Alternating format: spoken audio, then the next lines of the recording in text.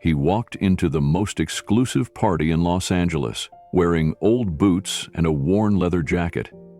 Within minutes, they mocked him, humiliated him, and told him to leave. What they didn't know was that the man they just rejected was Keanu Reeves, and he had come with a gift that would change everything. Before we continue this incredible story, let us know where you're watching from. If you enjoy stories like this, subscribe to the channel, because tomorrow we have another inspiring story you won't want to miss. The golden lights of the Regency Grand Hotel shimmered like liquid stars. Inside the grand ballroom, crystal chandeliers bathed the marble floor in warm light, and every surface sparkled with wealth. Outside, luxury cars glided up the red-carpeted driveway, their doors opened by white-gloved valets who greeted guests with elegant nods. Cameras flashed as celebrities posed in gowns sewn with jewels, and designers whispered behind velvet ropes, making last-minute adjustments before the real show began. But down the sidewalk, beyond the lights and the valet line, a different kind of man was approaching. His boots were scuffed from age. His jeans, though clean, bore the subtle creases of real wear, not fashion distressing. A vintage leather jacket clung to his frame, the kind you didn't buy in stores but inherited after years of use. No gold chain, no designer sunglasses. Just a plain, folded invitation in his hand. He walked calmly, avoiding the flashes and the curious eyes of bystanders, and though a few heads turned, drawn by something familiar in his face, they didn't speak his name. They just watched as he made his way to the gate. At the entrance, valet Parker Green stood stiffly under the awning, holding the door for a couple emerging from a Rolls-Royce Phantom. His training had taught him to smile at everyone, but when he spotted the man in the leather jacket, something inside him stalled. The man didn't look like he belonged at this kind of event, not because he looked poor, but because he looked real. Parker shifted his weight and glanced over his shoulder at the other valets. No one moved. No one said anything. The man approached, nodded politely, and stepped past the velvet rope. "Sir?" Parker said, just loud enough to stop him. "Can I help you?" The man offered a small smile and handed over his paper invitation. Parker hesitated as he took it. Most guests tonight had printed badges, gold-plated with QR codes. This was plain white cardstock, no lamination, just ink. Still, it was official. He read the name. Mr. K. Reeves. Parker blinked. The name sparked something in the back of his mind. But the man looked so simple. "I'll need to check with someone," he said cautiously. The man said nothing. He just waited, patient as stone. A moment later, security guard Nathan Red approached from the front steps. Nathan was tall, muscular, and wore an earpiece. He moved with the kind of authority that said he was used to saying no. When Parker showed him the invitation, Nathan frowned. "Where's your ID, sir?" Keanu reached into his jacket pocket and pulled out a driver's license. Nathan inspected it, comparing the picture with the man in front of him. Still unsure, he looked the man up and down again. "Are you here alone?" he asked. "Yes," the man said simply. Nathan hesitated. This was a high-profile night. Senators, billionaires, and studio heads were inside. They had a list to maintain. But the name on the invitation nagged at him. Reeves. "Just one moment," Nathan said, stepping aside with the card and license in hand.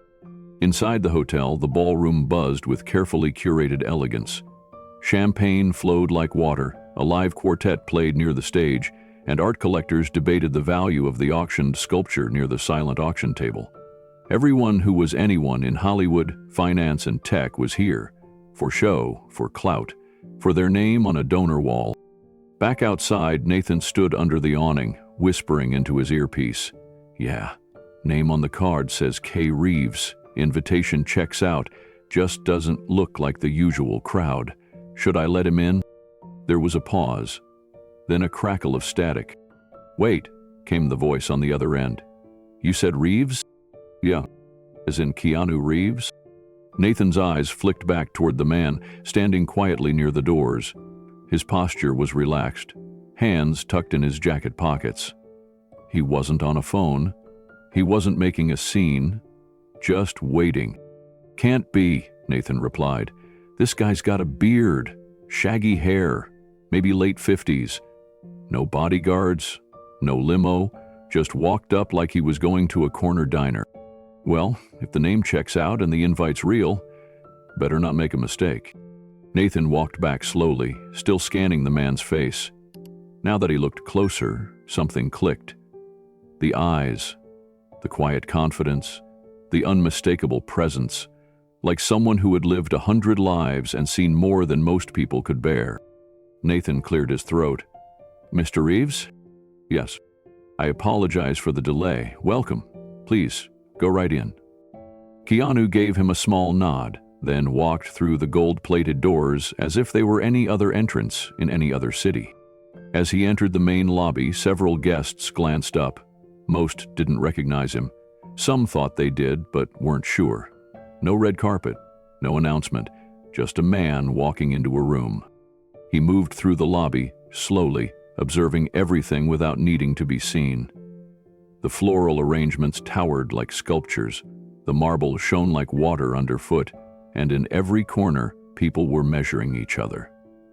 By watches, dresses, name tags.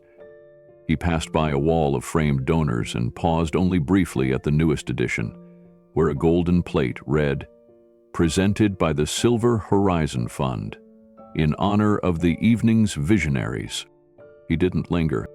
At the ballroom entrance, a woman in a shimmering gold gown caught sight of him. Her eyes narrowed slightly. "Is he press?" she whispered to her husband. "He looks familiar, but also underdressed." Her husband shrugged. "Maybe a new artist? Or someone's assistant?" And just like that, Keanu Reeves entered the most exclusive charity gala of the year, completely unnoticed. But not for long, because the man who just walked past $1,000 million egos was about to become the reason they all had to question their idea of worth. As Keanu moved deeper into the ballroom, conversations began to quiet. Not all at once, but in a ripple. It wasn't his name that caught their attention. It was the way he moved. Unhurried, calm, centered. While others shouted above string music to be heard, he merely nodded at servers, gently stepping aside for passing trays. A man near the silent auction table whispered to his wife, "Who brings a leather jacket to a black tie gala?" His wife didn't answer, too busy scrolling her phone, searching for his face. "I think I know that guy. He looks like someone who played a detective or something." Across the room, event organizer Valerie Shaw was making rounds, greeting sponsors with wide smiles and rehearsed gratitude. Her eyes flicked toward the man by the corner window. Alone, no name tag, no champagne flute. She frowned. "Do we know him?" she whispered to her assistant. The assistant checked her clipboard. "He's on the list. Keanu Reeves, table 9. Valerie blinked. "The actor?" "Yes, ma'am." Her brow furrowed. "Why would he come like that? We sent a dress code. Armani, Dior, at minimum." "Helmar RSVP'd early," the assistant added. "And donated anonymously." Valerie didn't respond. Her gaze lingered on Keanu, not with admiration, but discomfort, because she didn't know what to do with a man who had everything, but didn't need to show it. Near the dessert bar, Marcus Langford, a venture capitalist in a $5,000 zero-cent suit, let out a short laugh. "Must have wandered in from the sidewalk. Bet he's someone's +1. Isabella Hurst, the starlet in emerald sequins beside him, rolled her eyes. "Either that or he lost a bet." They laughed, thinking it clever, thinking it safe. But a few steps away, Sophia Tran, a young volunteer and creative writing grad student, was watching too. She didn't recognize him from movies. She only noticed how gently he picked up a program from the table, how he took a step back to let a waiter through, how he looked at the auction board, not with hunger or greed, but curiosity, thoughtfulness. She tilted her head. There was something different about him, something that didn't match the gold and glitz and hollow laughter swirling around the room, something real. As the host tapped the mic and the room began to quiet for the evening's welcome speech, Keanu found a spot near the back, content to observe from a distance. He didn't push forward, didn't take a front row seat, just stood near the velvet curtain, the only man in the room not vying to be seen. He folded the invitation and tucked it into his jacket pocket. The paper had creases, as if he'd read it more than once, as if this night meant more to him than anyone would guess. And as the lights dimmed and the gala truly began, no one, not even the ones laughing at him, realized that Keanu Reeves was about to become the most talked about man in the room. But not because of what he wore, because of what he stood for. Keanu Reeves stood quietly by the ballroom window, half in shadow, hands in his pockets. The party around him sparkled like a jewelry box, all gold, glass, and performance. Waiters in white gloves glided through the room with trays of champagne flutes.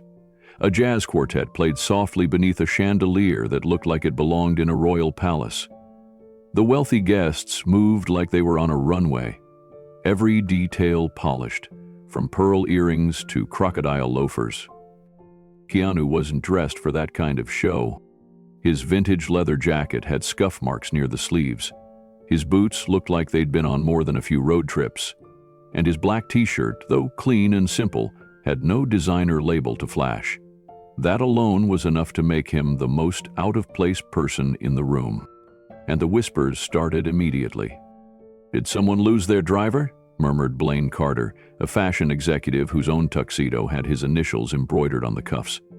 He stood near the bar with two of his colleagues, swirling his drink slowly. Celeste Monroe, the actress whose diamond choker glittered like starlight, laughed behind her hand. "He must be with catering or security. Look at those boots." "He's not staff," Blaine muttered. "Look at how he's standing, like he's waiting for something. Maybe he's lost." Vanessa Lee, the organizer of the event, passed near the window as she checked in with donors and whispered instructions to the hotel staff. She noticed him, but didn't approach. Not yet. She had more urgent tasks than questioning a guest who didn't match the color palette of the elite. Keanu said nothing. He sipped water from a clear glass and watched as the evening unfolded around him. He wasn't trying to blend in, and he wasn't trying to stand out. He was simply there, present and observant, a quiet figure in a room full of noise. This gala had been organized to benefit displaced youth, teens and young adults who'd aged out of the foster care system with nowhere to go. Keanu had read the proposal 3 weeks ago, sitting alone at his kitchen table. He remembered the statistics, the faces, the ones who slipped through the cracks. That's why he was here. Not for cameras, not for headlines, for them. But to the people in the ballroom, none of that mattered. Not when he looked so... At a nearby table, socialized twins Lana and Lacey Monroe, cousins of Celeste, leaned in for a closer look. "He's staring at the walls, probably casing the place," Lacey whispered. Lana nodded. "Or worse, maybe he's one of those deep-pocket guests who wants to look humble." "No chance," Blaine said, catching the end of their conversation. "I've met every major donor on tonight's list. That guy's not on it." And with that, the assumptions deepened. Vanessa Lee made her way toward the podium near the back of the room, clipboard in hand. She glanced again toward the man by the window. He hadn't moved, didn't mingle, didn't check his phone, just stood there, quietly taking it all in. Something about him unsettled the tone of the evening, but not in a disruptive way, more like a mirror no one asked for. She turned away. Too many things needed her attention. The silent auction table wasn't fully set, a florist had delivered one arrangement short, and one of the biggest donors hadn't arrived yet. She made a mental note to look into the mystery man later. Across the room, someone finally approached Keanu. A young intern named Ilana, barely 22, had been sent by her supervisor to politely verify the guest list. She walked over with a clipboard held tightly against her chest. "Excuse me, sir," she said, her voice hesitant but respectful. "Do you have your invitation with you?" Keanu turned slowly, his expression unreadable but gentle. He reached into his jacket and pulled out the folded cream envelope, slightly wrinkled at the edges but clearly embossed with the gala's official logo. Alana blinked at the name printed in small serif font. Keanu Reeves. Her lips parted in shock. She looked up at him, recognition finally dawning. "Oh," she said softly. "I'm so sorry. I didn't realize." Keanu offered a polite nod. "It's all right." She lingered for a second, unsure whether to say more, but he had already turned back to the window. She stepped away, heart pounding, unsure whether to report what she'd learned. Surely someone else must have known he was coming. Right. At a high-top table near the center of the ballroom, Blaine Carter checked his phone. His eyes widened slightly, then narrowed. He nudged Celeste Monroe. "You're not going to believe this," he whispered. "That guy by the window? That's Keanu Reeves." Celeste paused, mid-sip of champagne. "You're joking." "I just looked him up. Same eyes, same jaw. It's him.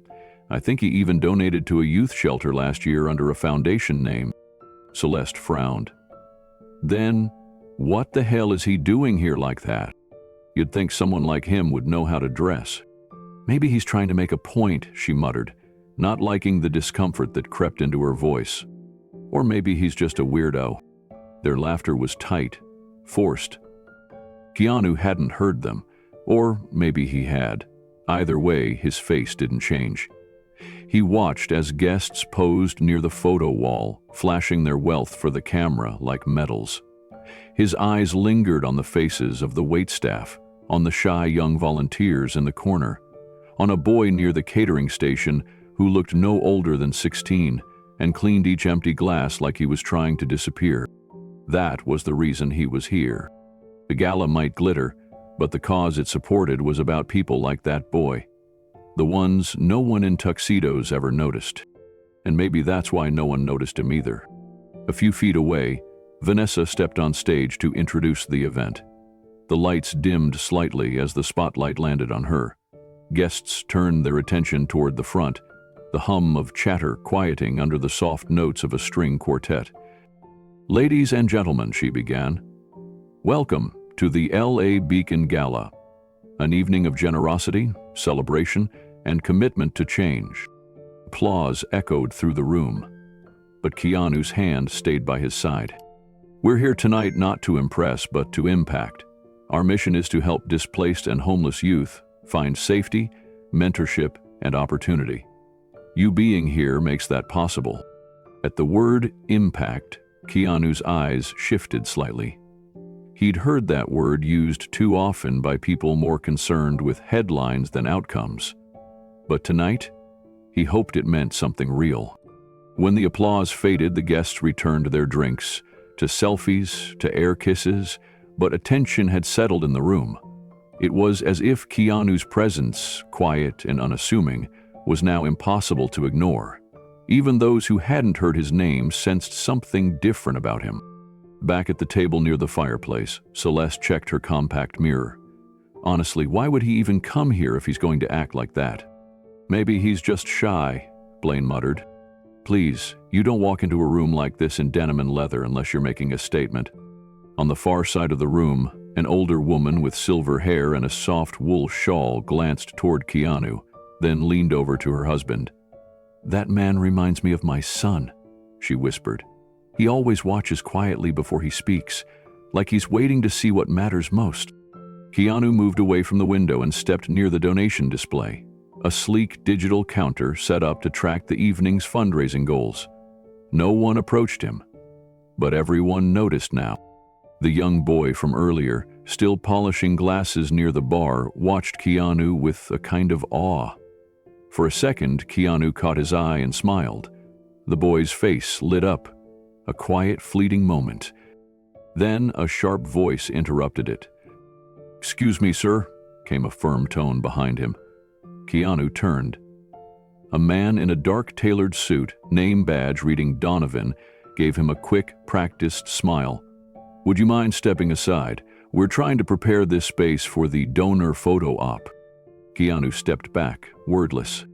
Donovan's smile never reached his eyes. As the camera crew wheeled equipment into place, a hush of whispered questions returned. "Is it really him? What's he doing just standing around? Uttered, he looks homeless." The irony didn't escape Keanu. Just a few feet away, he heard someone mutter, "This is why we need stricter dress codes for these events." Keanu turned back toward the window and exhaled slowly. It wasn't anger on his face, not even sadness, just quiet recognition. Like he'd seen all this before and knew exactly how it would unfold. Vanessa passed near him again, scanning the room for the next speaker. She noticed him this time. Her brows drew together slightly in recognition. She opened her mouth, perhaps to speak, but before she could, a voice echoed across the ballroom. "Where is that man still here?" And just like that, everything changed. The music played softly in the background, a blend of piano and strings meant to create elegance. But it couldn't mask the sound of subtle judgment. Keanu stood near a marble pillar, quietly observing the crowd. He sipped water from a glass he'd politely retrieved from a passing tray, nodding gently at anyone who made eye contact, though few did. That's when Blaine Carter noticed him. Standing near the dessert bar with a group of fellow donors, Blaine tilted his head and narrowed his eyes. The fashion mogul's tuxedo was custom-stitched, his cufflinks encrusted with emeralds. He leaned toward his companion, a young actor whose suit looked freshly steamed, and gestured subtly toward Keanu. "Who let that guy in?" Blaine muttered under his breath. "Jeans and a jacket like that? He looks like someone's driver." Celeste Monroe, a glamorous red carpet regular with perfect posture and a practiced smile, followed Blaine's gaze and laughed softly. "Maybe he's here to pick up the plates," she said with a smirk. "Honestly, I thought this was supposed to be an exclusive event." Their laughter wasn't loud, but it was sharp, the kind that cuts just enough to sting if overheard. And Keanu did hear. He didn't react. He just kept sipping his water and watching the guests swirl around like brightly colored birds in a glass cage. But then Blaine decided to approach. He crossed the floor, confident in his importance, dragging Celeste and another woman named Lila Beckworth along with him. They moved like they owned the ballroom, each step a declaration of wealth and status. Standing just a foot from Keanu, Blaine didn't bother with politeness. "Excuse me," he said, his voice flat. "Are you lost?" Keanu turned toward him, calm and unfazed. "No," he said gently. "I was invited." Celeste raised an eyebrow. "Invited? To this?" She laughed again, this time louder, drawing the attention of a few nearby guests. "Yes," Keanu replied, still composed. "This event is about raising money for displaced youth, right?" "That's right," Blaine said sharply. "And we're trying to make our donors feel welcome. Some of them are uncomfortable." "Excuse me?" Keanu asked. Lila folded her arms. "Let's just say you don't exactly fit the tone of the evening." Keanu's voice didn't rise, his expression didn't change. "I'm not here for the tone," he said. "I'm here for the cause." A nearby waiter holding a tray of champagne flutes stood frozen mid-step. He had heard everything, but his training held him in place. No one moved to intervene. Keanu looked each of them in the eye, then simply added, "Excuse me," and walked away toward the far end of the ballroom, past the dessert table, toward the quieter edge of the room. He didn't leave. He didn't raise his voice. But something in the room shifted anyway. Keanu moved to a corner where the lights were dimmer, beneath a tall window framed with sheer gold curtains. He stood alone, gazing out over the city, the Los Angeles skyline blinking in the distance. He seemed content to watch from the margins, not needing the center, but the center couldn't let him be. Back near the bar, Blaine's jaw tightened. "Can you believe that guy?" he hissed. "What kind of donor shows up looking like he wandered off a bus bench?" Celeste crossed her arms, still watching Keanu from across the ballroom. "He's not even networking, not talking to anyone, just standing there like he's meditating or something." Lila, quieter than the other two, hesitated. "He did have an invitation." "So what?" Blaine snapped. "Someone probably made a clerical error. We can't let this slide. We've got CEOs here, politicians, the mayor's wife. If this turns into some open-door circus, we lose credibility." Just then, Vanessa Lee, the event organizer, passed by their table. Blaine flagged her down with a wave that was more of a summons than a greeting. "Vanessa," he said, "we've got a problem." She paused, clipboard in hand. Her face was tired, the kind of tired that comes from months of planning coming down to one high-stakes night. "What kind of problem?" she asked carefully. "This man," Blaine said, pointing discreetly at Keanu, "doesn't belong here. He's distracting. People are starting to ask questions." Vanessa followed his gesture. She recognized Keanu instantly, but not because of movies or magazine covers. She had seen him once, years ago, outside a shelter in Boyle Heights, handing out blankets in the rain. Quiet. Alone. No cameras, no speeches, just helping. "Has an invitation," Vanessa said calmly. Blaine narrowed his eyes. "So do we. But we didn't show up looking like we just walked off a motorcycle. It's a charity gala, not open mic night." Celeste chimed in. "He's making donors uneasy. That's bad for the kids, isn't it?" Vanessa didn't respond to that. Instead, she just said, "I'll handle it," and walked away before they could add more. As she approached Keanu, he turned slightly, acknowledging her with a soft nod. She stopped a few feet away, hesitant. "I saw what happened," she said gently. Keanu gave a small smile. "They're just guarding their world." Vanessa shook her head. "They're guarding their ego." He chuckled softly. "Same thing sometimes." She looked like she wanted to say more, maybe apologize, but instead she simply asked, "Can I get you something? A quieter place to sit?" Keanu looked around. "This is fine. I'm used to being misplaced." Vanessa swallowed the knot in her throat. "Well, you're not misplaced tonight." The tension hadn't gone unnoticed. Near the dessert table, a server named Eli glanced nervously toward the growing whisper circle forming behind Keanu. He'd worked this gala 3 years straight. He knew the rules: stay invisible, stay polite. But this didn't sit right. Keanu had done nothing wrong, just stood there, calm and patient. And yet, Blaine and Celeste now stood inches away, circling him like sharks around driftwood. Celeste walked up first, swirling a glass of champagne in her hand. "Excuse me," she said in a sugary tone, "but are you part of the entertainment?" Keanu glanced at her. "No, I'm not." Blaine stepped up beside her. "Are you lost?" Keanu's voice was steady. "I was invited." Celeste's eyes narrowed. "By who?" Keanu reached into his jacket and pulled out the folded invitation. Blaine didn't touch it. He just gave it a brief glance, then scoffed. "Interesting. They must be letting anyone in these days." A small group had begun to gather now. The confrontation wasn't loud, but it didn't need to be. In a room like this, whispers moved faster than sound.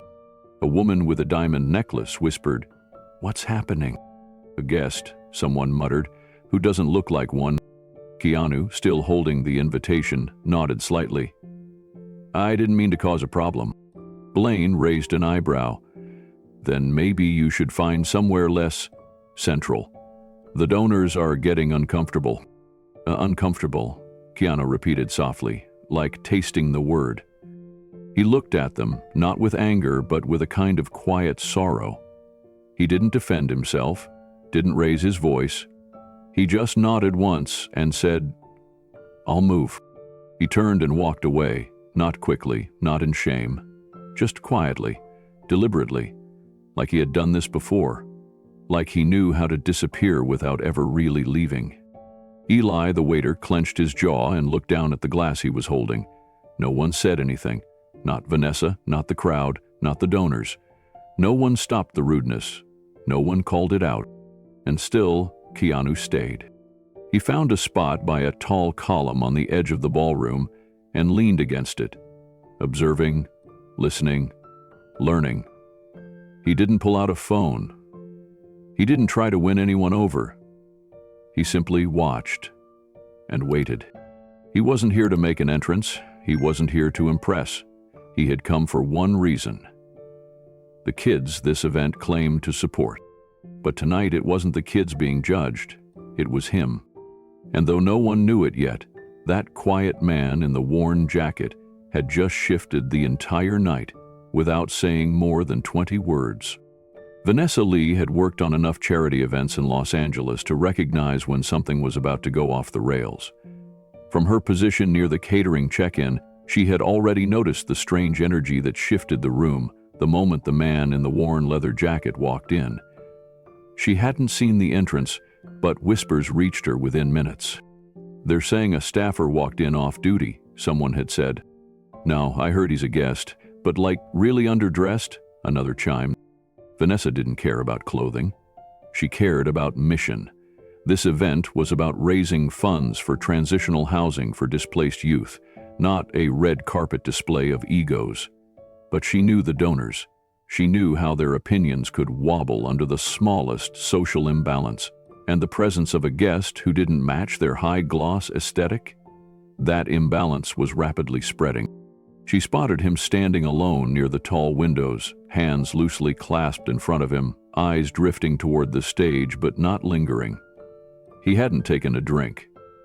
He hadn't touched the catered food. He simply stood there, quiet, observant, still. And people kept staring. Vanessa made her way through the crowd, navigating between flowing gowns and flashbulbs. She rehearsed her opening line, something respectful, professional, maybe apologetic if needed. When she reached him, he turned before she could even speak. His eyes were soft, aware, not startled. Like he had sensed her coming before she arrived. "Hi," she said with a gentle smile. "I just wanted to say, I'm sorry if anyone's made you feel uncomfortable. This event can be a bit..." She hesitated. "Judgy?" His smile was faint but warm. "It's okay.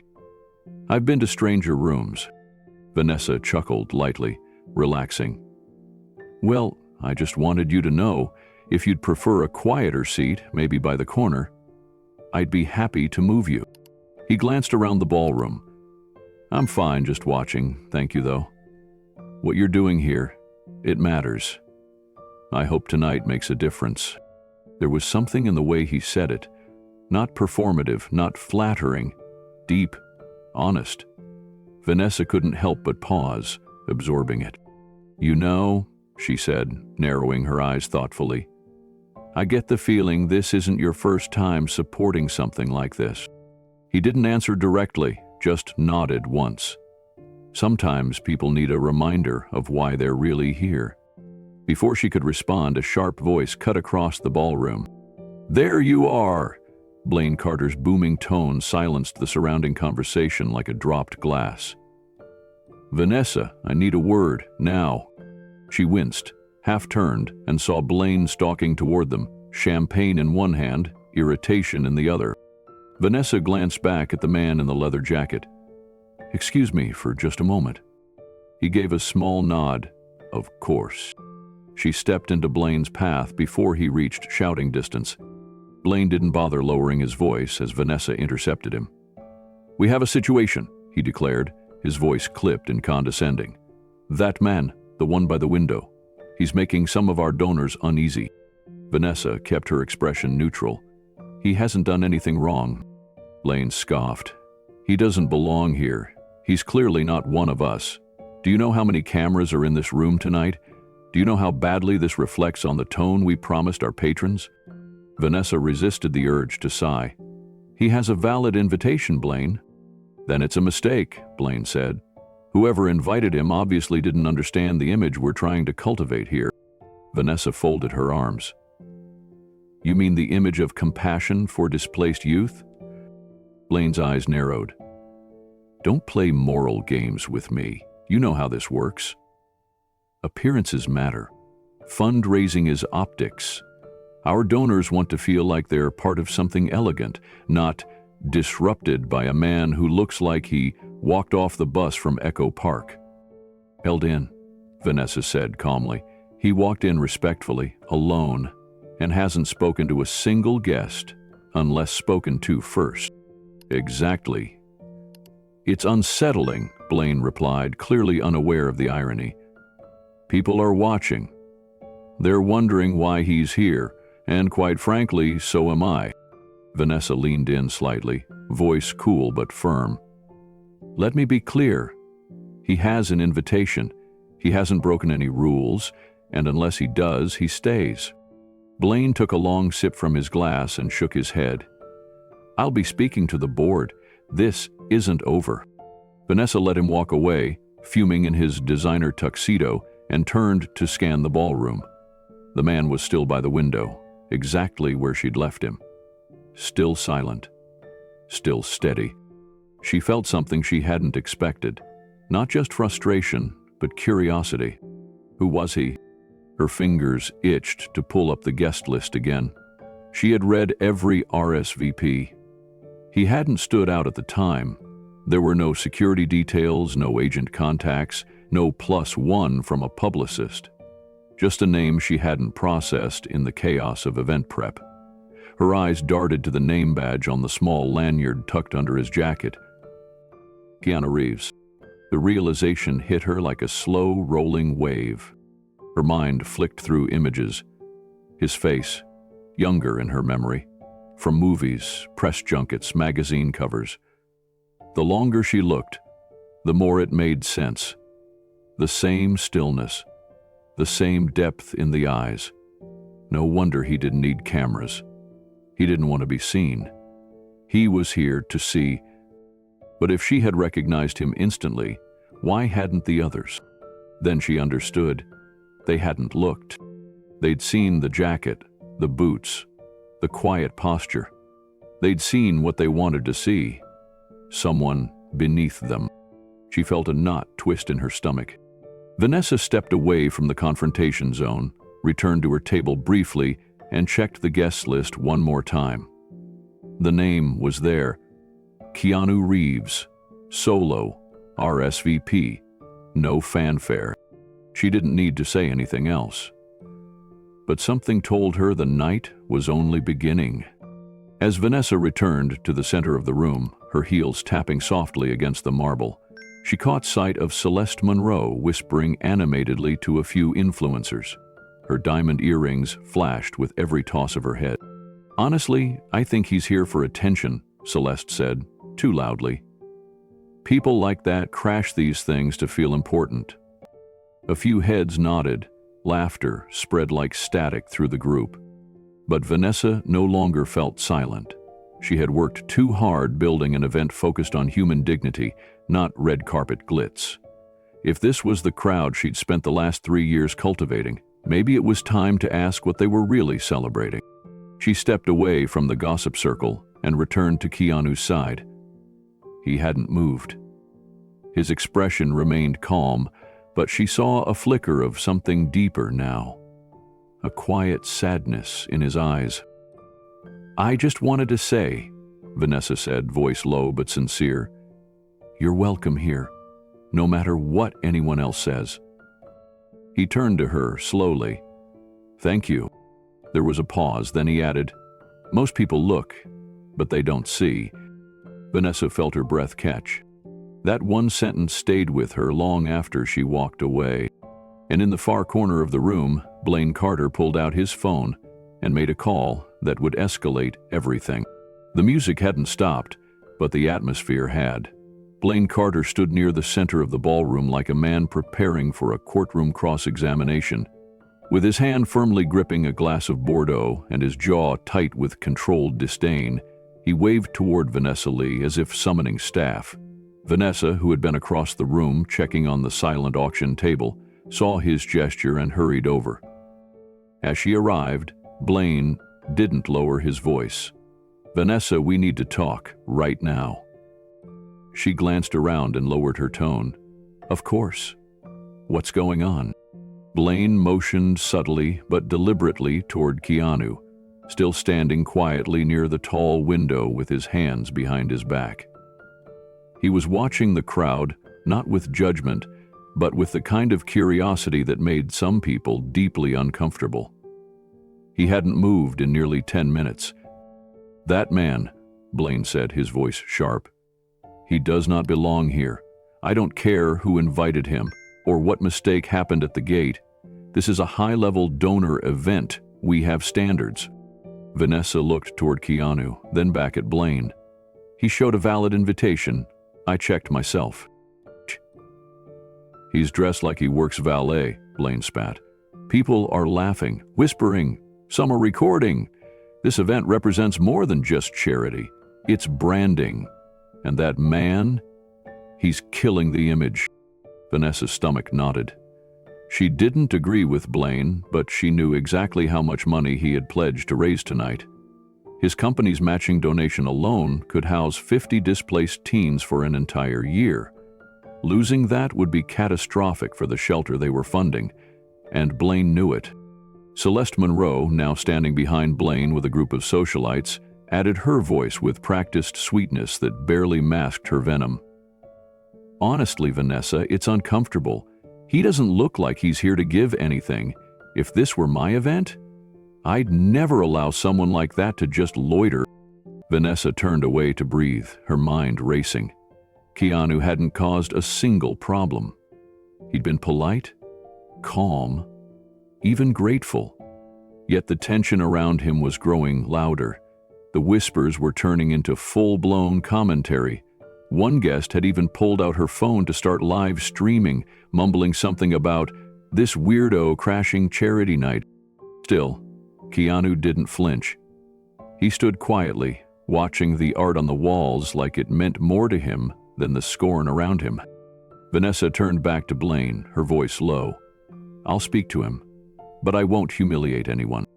"You don't need to humiliate him," Blaine said, his smile finally returning as though he'd won something.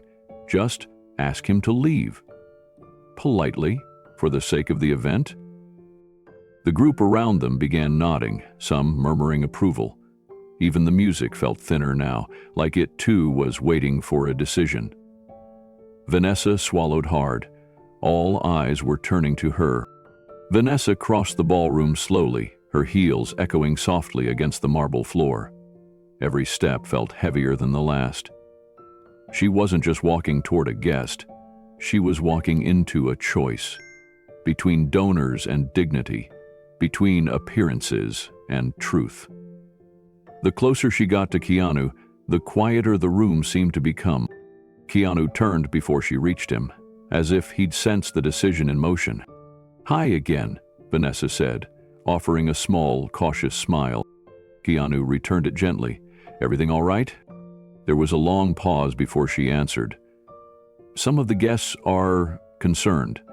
They've asked me to check your credentials again." He didn't flinch. "I understand." She hated how kind he still was. He wasn't defensive. He wasn't smug.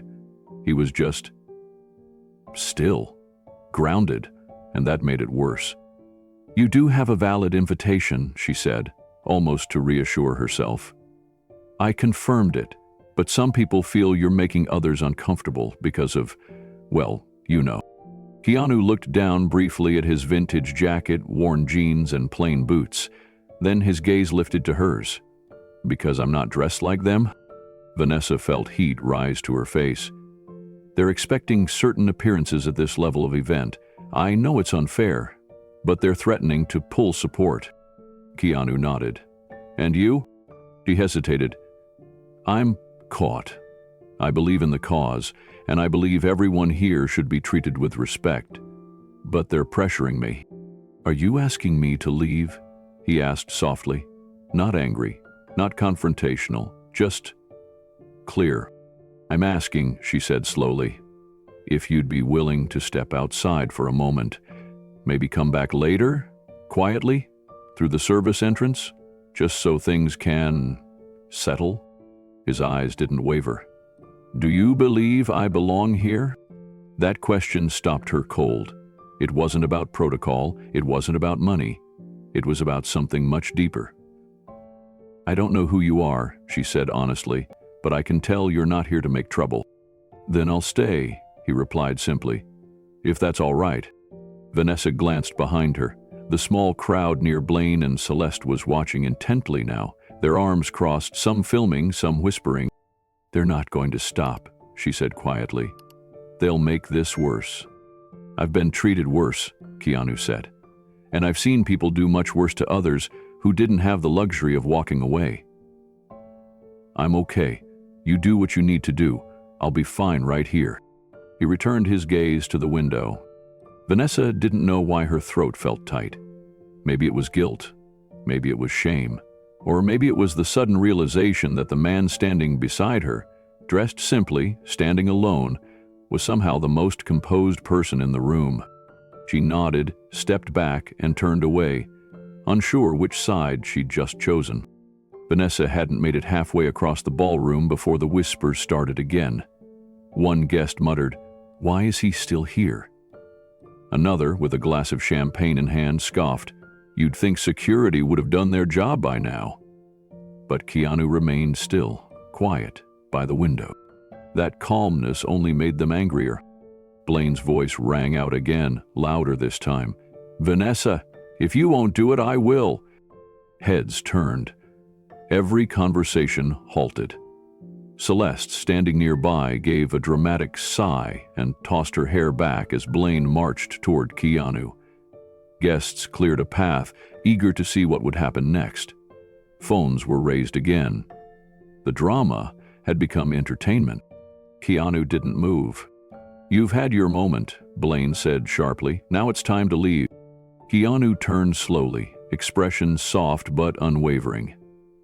"I was invited. I haven't disrespected anyone. I came to support the cause." Blaine's eyes narrowed. This event is about image, legacy, not strangers in thrift store jackets. You don't belong here. A hush fell over the room. Keanu's voice stayed steady. "I didn't come for the chandeliers or the wine. I came because I believe in the mission. Isn't that what matters?" A few guests lowered their phones. Vanessa stood frozen near the stage, watching, heart pounding. But Blaine only stepped closer, his tone colder now. "You're embarrassing yourself, and frankly, you're making the donors nervous." Keanu offered a slight nod. "I understand, but I'm not leaving."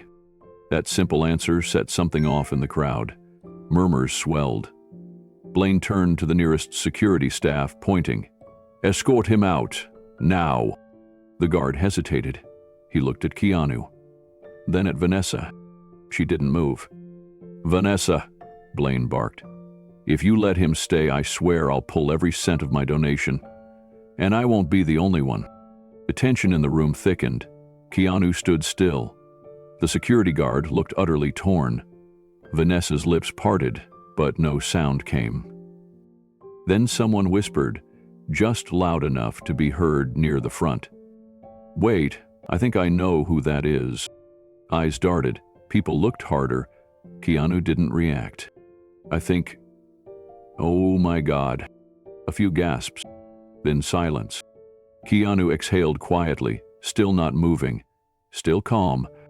Vanessa blinked. Her heart caught in her chest. And Blaine, sensing something shift, stepped back. Just a half step, but it was enough. The crowd began to murmur again, only now with confusion. A few phones were lowered, a few jaws clenched shut.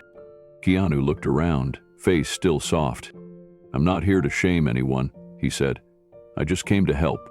And with that, he returned to the window, watching.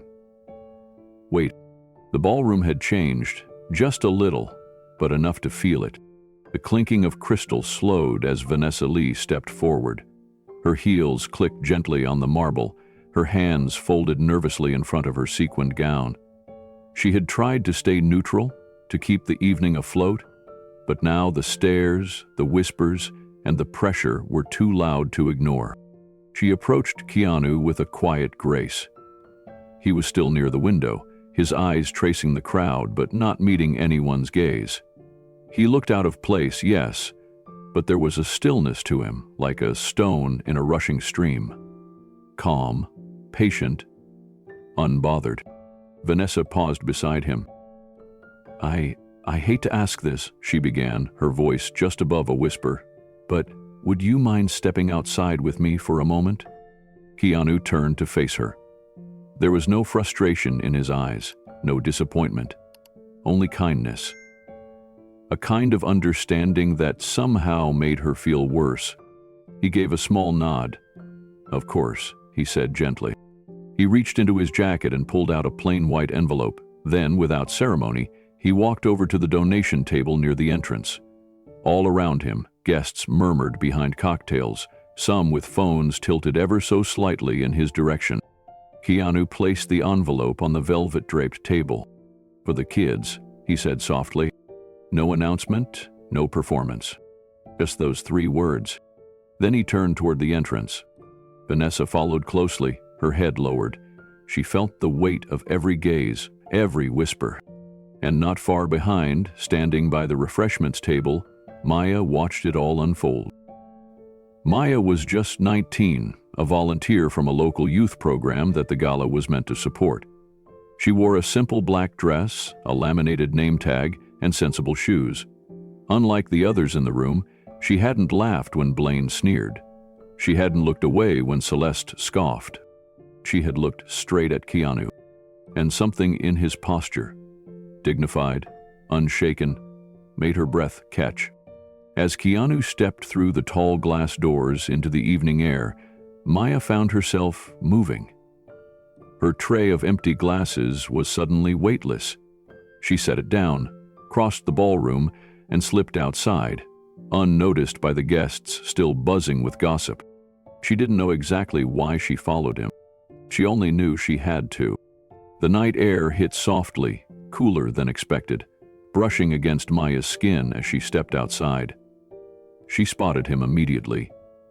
Keanu was standing just beyond the circular driveway, beside a row of planters lit by tiny garden lights. The glowing hotel facade loomed behind him, golden and tall, yet he stood as if detached from it all, hands in his jacket pockets, posture relaxed, gaze fixed on the dark horizon. Maya hesitated.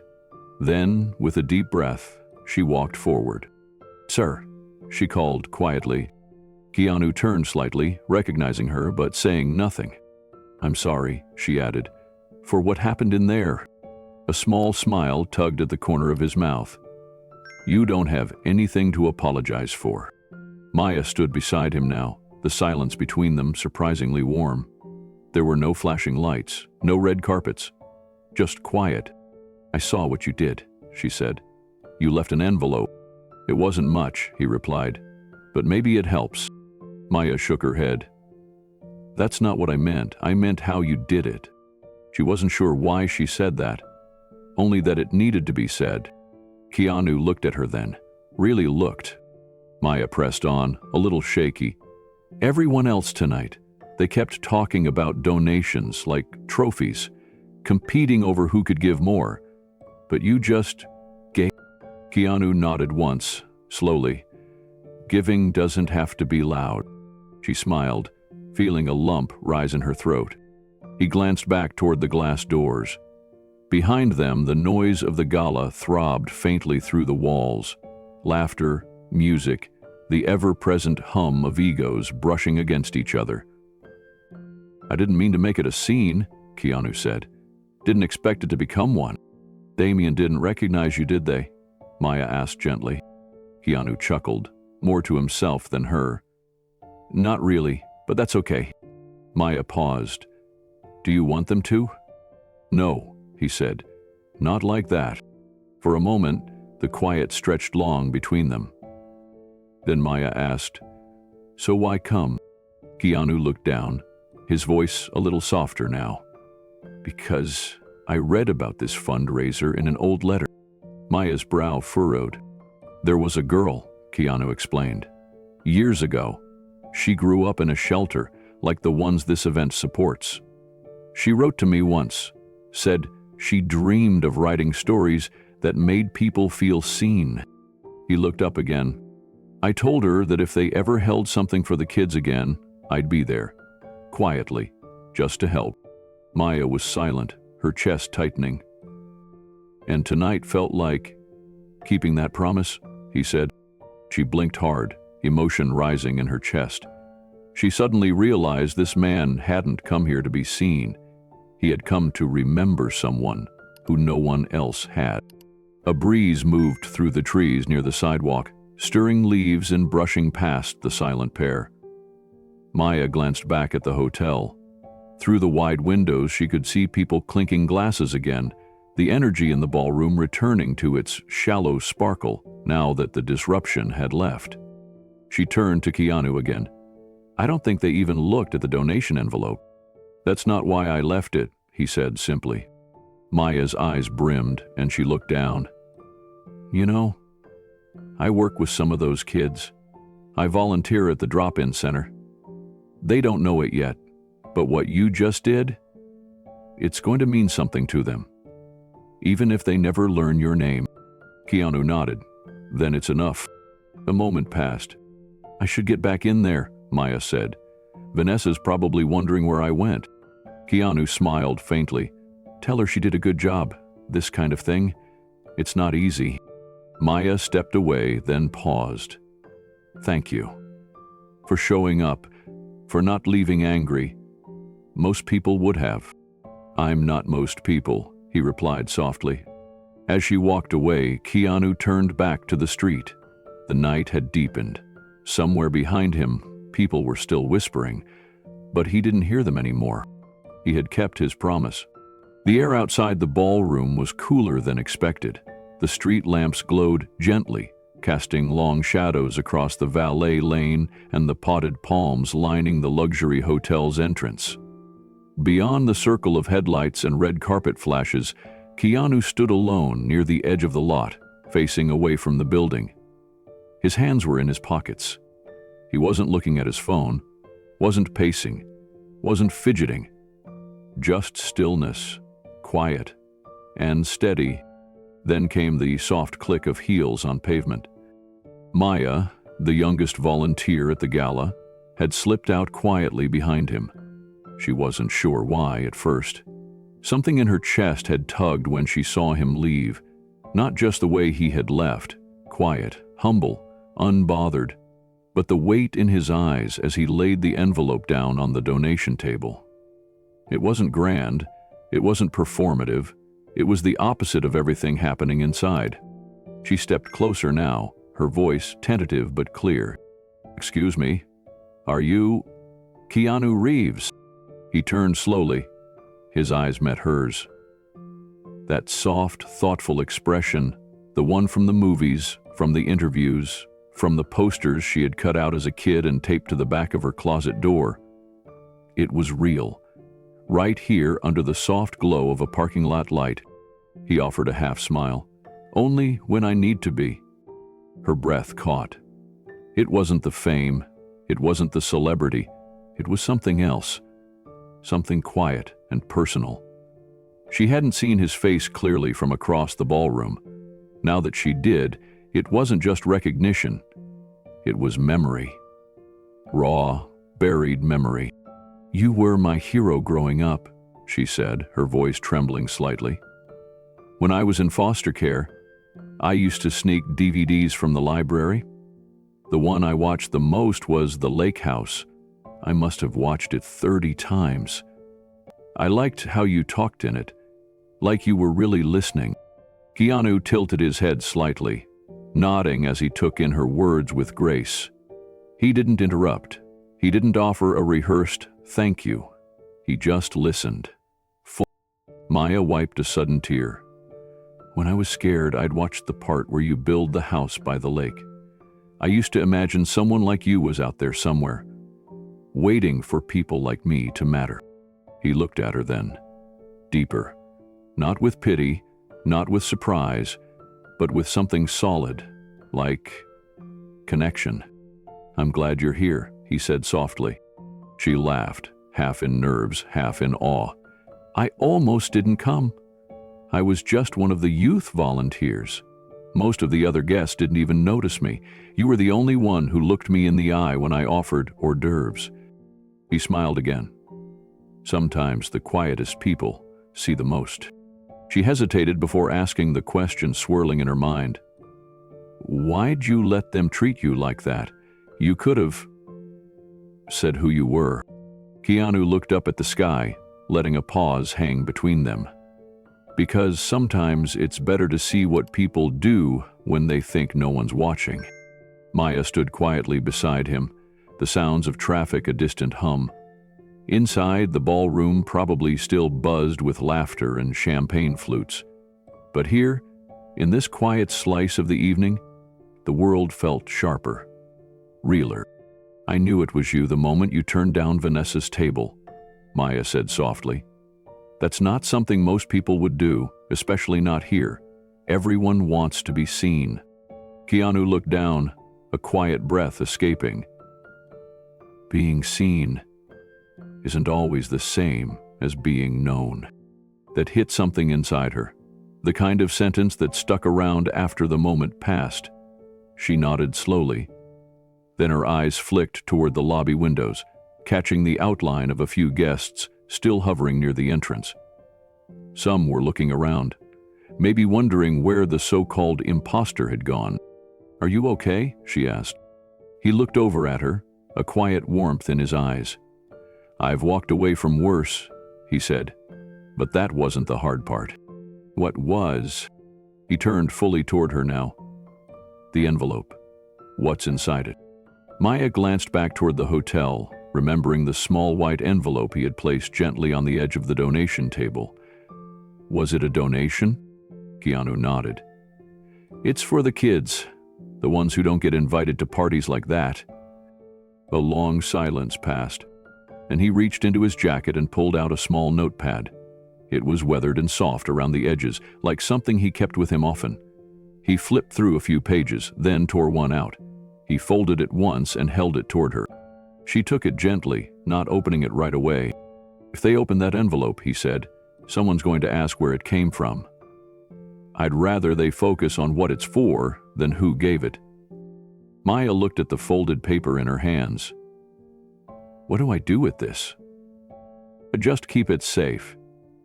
It's not a receipt, it's a promise. She blinked at the weight of his words. Why me? Because you're the only one who looked at me like I wasn't lost, he said. You saw me. Her throat tightened. No one had ever said that to her before. In all her years bouncing from home to home, even after aging out of the system and clawing her way into community college, she'd always felt invisible. Tonight, of all nights, she hadn't expected to matter, but somehow she did, to him. I'll protect it, she whispered. I swear. Keanu gave her the slightest bow of gratitude. It wasn't formal or exaggerated, just honest. A car pulled up at the edge of the lot. Not a limo, just a black Prius, unremarkable in every way. The driver rolled down the window and waved. Keanu looked at Maya one last time. Thank you for seeing past the jacket. She smiled. Thank you for wearing it. He stepped toward the car, opened the passenger door, then paused. When people forget their kindness, he said, sometimes it takes silence to remind them. Then he got in, the door closing gently behind him. Maya stood there long after the car had pulled away, the folded note still in her hand. The lights from the ballroom flickered behind the glass, casting soft silhouettes of designer gowns and champagne flutes. But her eyes stayed on the empty space where the car had been.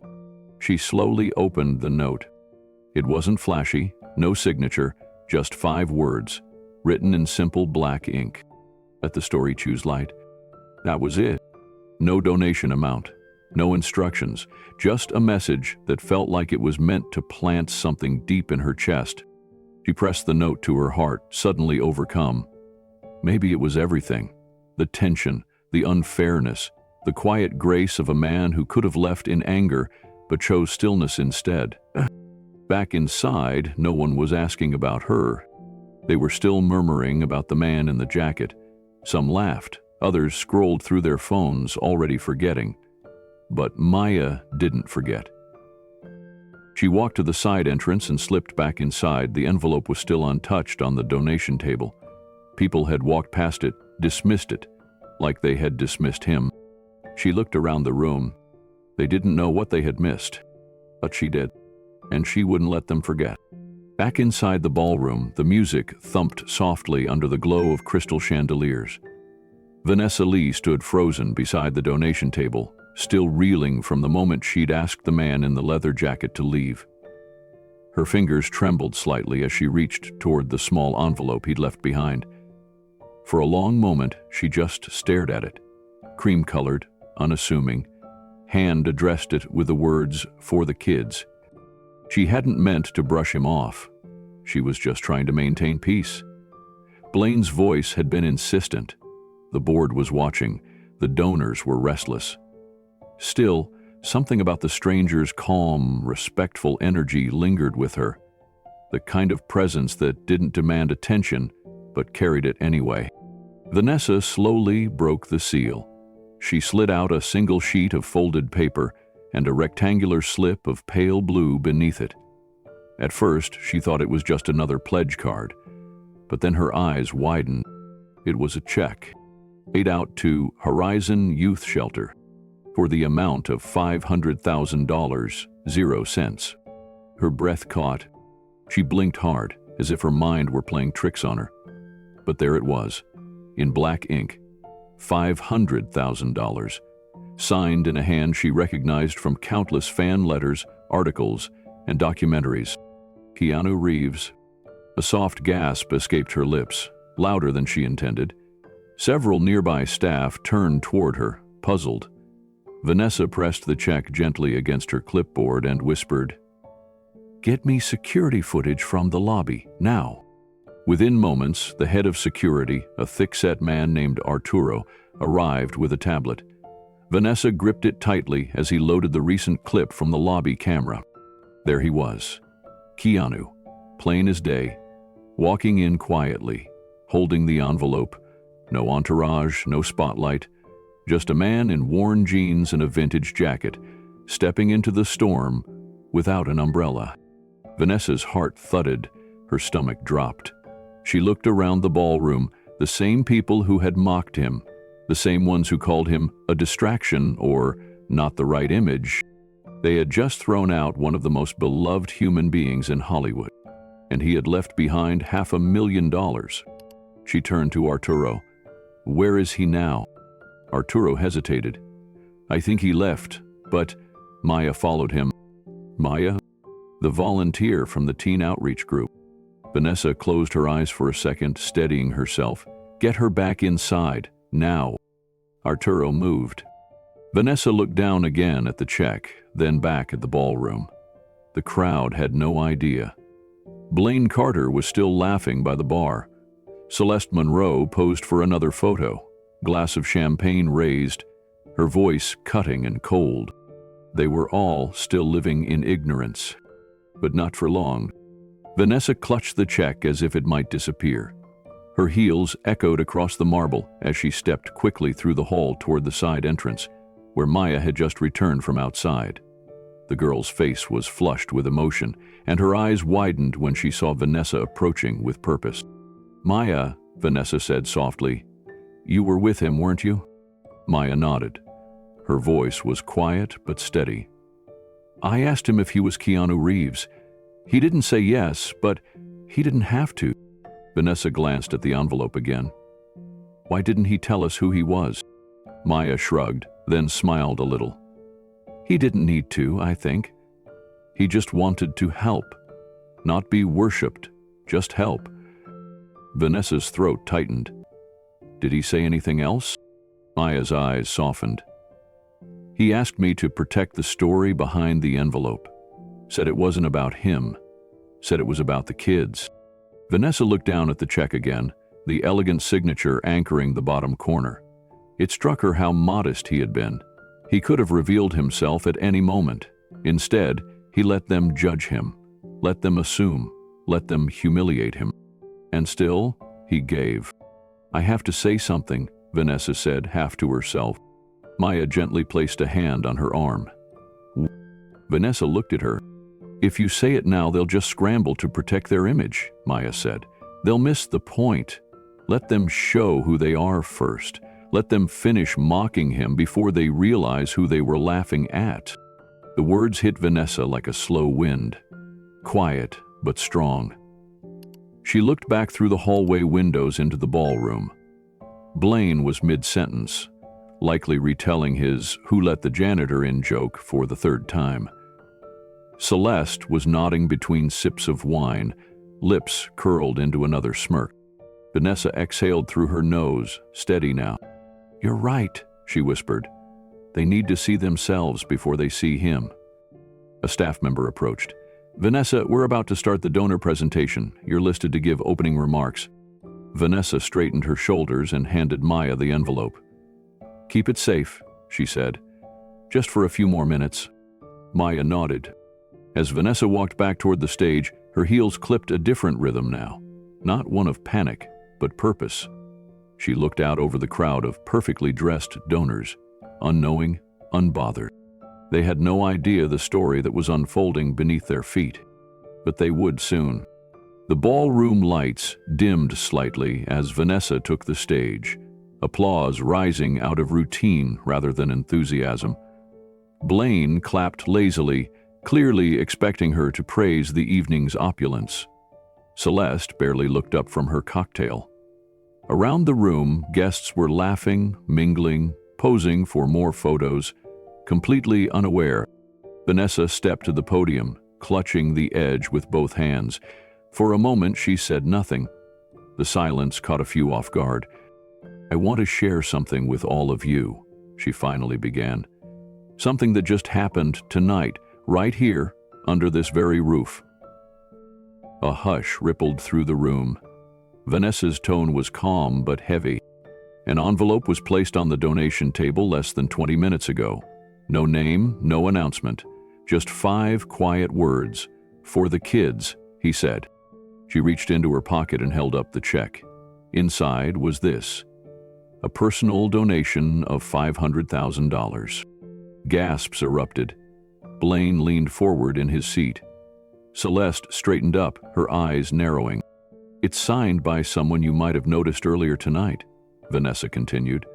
"A man many of you mistook for a mistake." Confused murmurs spread quickly. Blaine stood up, his voice loud. "Who was it?" Vanessa turned slightly toward the screen behind her. One of the tech volunteers dimmed the chandelier lighting further and cued a paused security frame onto the projector. It showed a grainy image of Keanu standing beside the donation table, the envelope in his hand. Whispers shot like arrows across the room. "No, that's not possible. Is that?" Vanessa nodded. "Yes. That man, the one you ignored, the one you mocked, that was Keanu Reeves." The room erupted. Celeste's wineglass hit the floor. Blaine dropped into his seat, stunned. Dozens of guests glanced around at each other, embarrassed, panicked, guilty. Some were already whispering to assistants. Others were quickly pulling out their phones to delete pictures and clips they had taken of Keanu earlier, laughing behind his back. And yet, even as the tension rose, Vanessa didn't gloat. She didn't raise her voice or point fingers. Calm came here without fanfare. No security, no red carpet.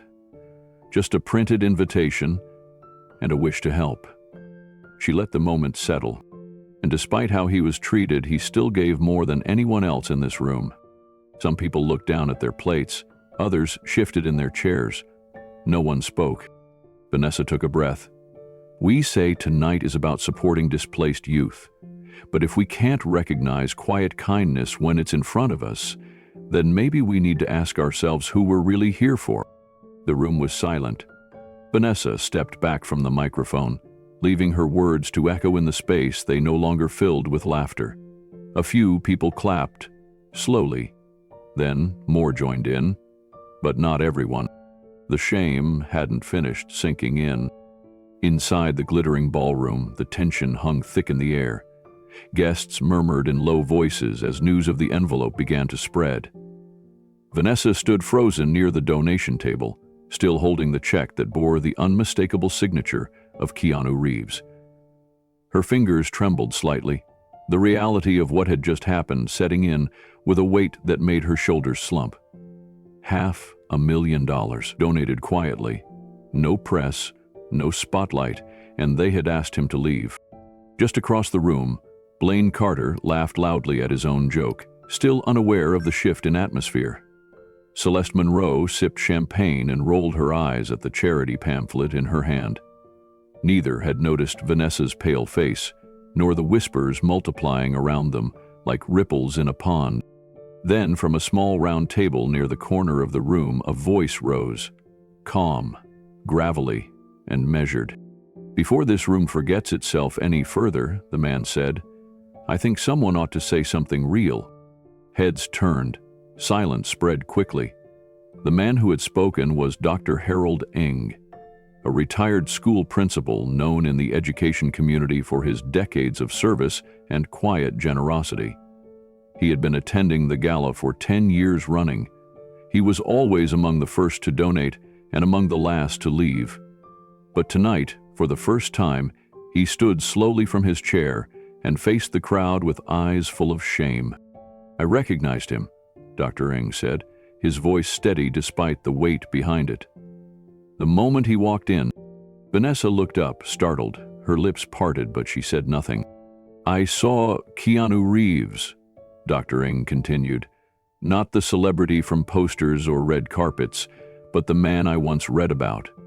The one who gave his matrix salary away to the crew. The one who sat beside a homeless man and shared a meal. The one who mourned his losses quietly." Murmurs rose. Faces shifted. A few guests began pulling out their phones, searching for verification. "I watched him come through those doors tonight, wearing a leather jacket and jeans," Dr. Ng said, "and I saw the way many of you looked at him, the way you whispered, the way you judged. I watched him stand alone by the window, hands folded, watching all of you, without judgment. And I said nothing." He took a breath, a long one, then continued. "I said nothing when Blaine asked if he was lost. I said nothing when Celeste laughed. I said nothing when you pressured Vanessa to remove him from the room. And when she finally did..." His voice faltered for just a moment. Then he looked directly at Vanessa. "I don't blame you, Vanessa. You were put in an impossible position. But I do blame myself, because I knew, and I stayed silent." The room had grown still. Even Blaine, who was mid-drink, had stopped and slowly turned around. Dr. Ng took a step forward, his voice growing stronger. "That man," he said, "gave more tonight than any of you in this room. Not just the money, though $500,000 is no small gesture.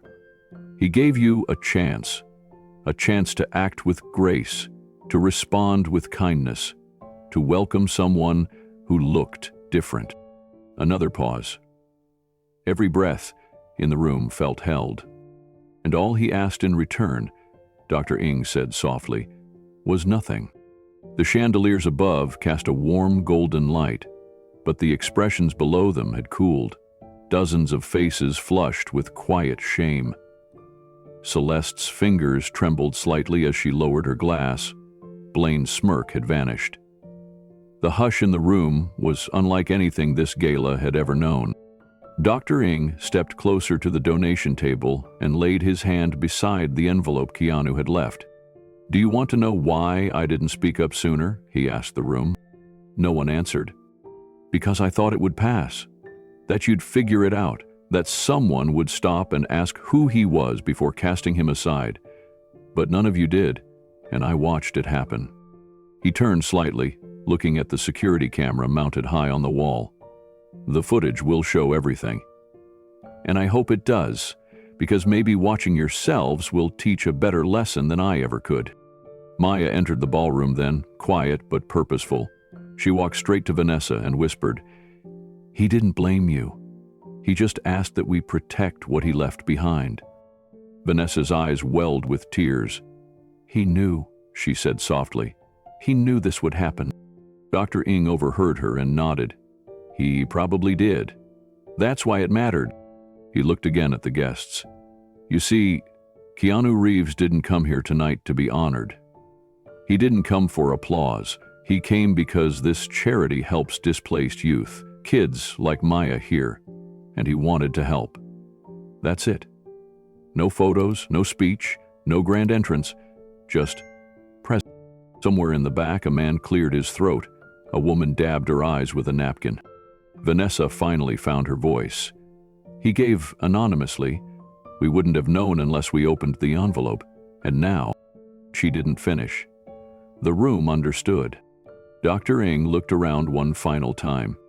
"I've spent my life in classrooms, teaching students that the real test of character isn't how you treat those above you, it's how you treat someone when you think no one's watching.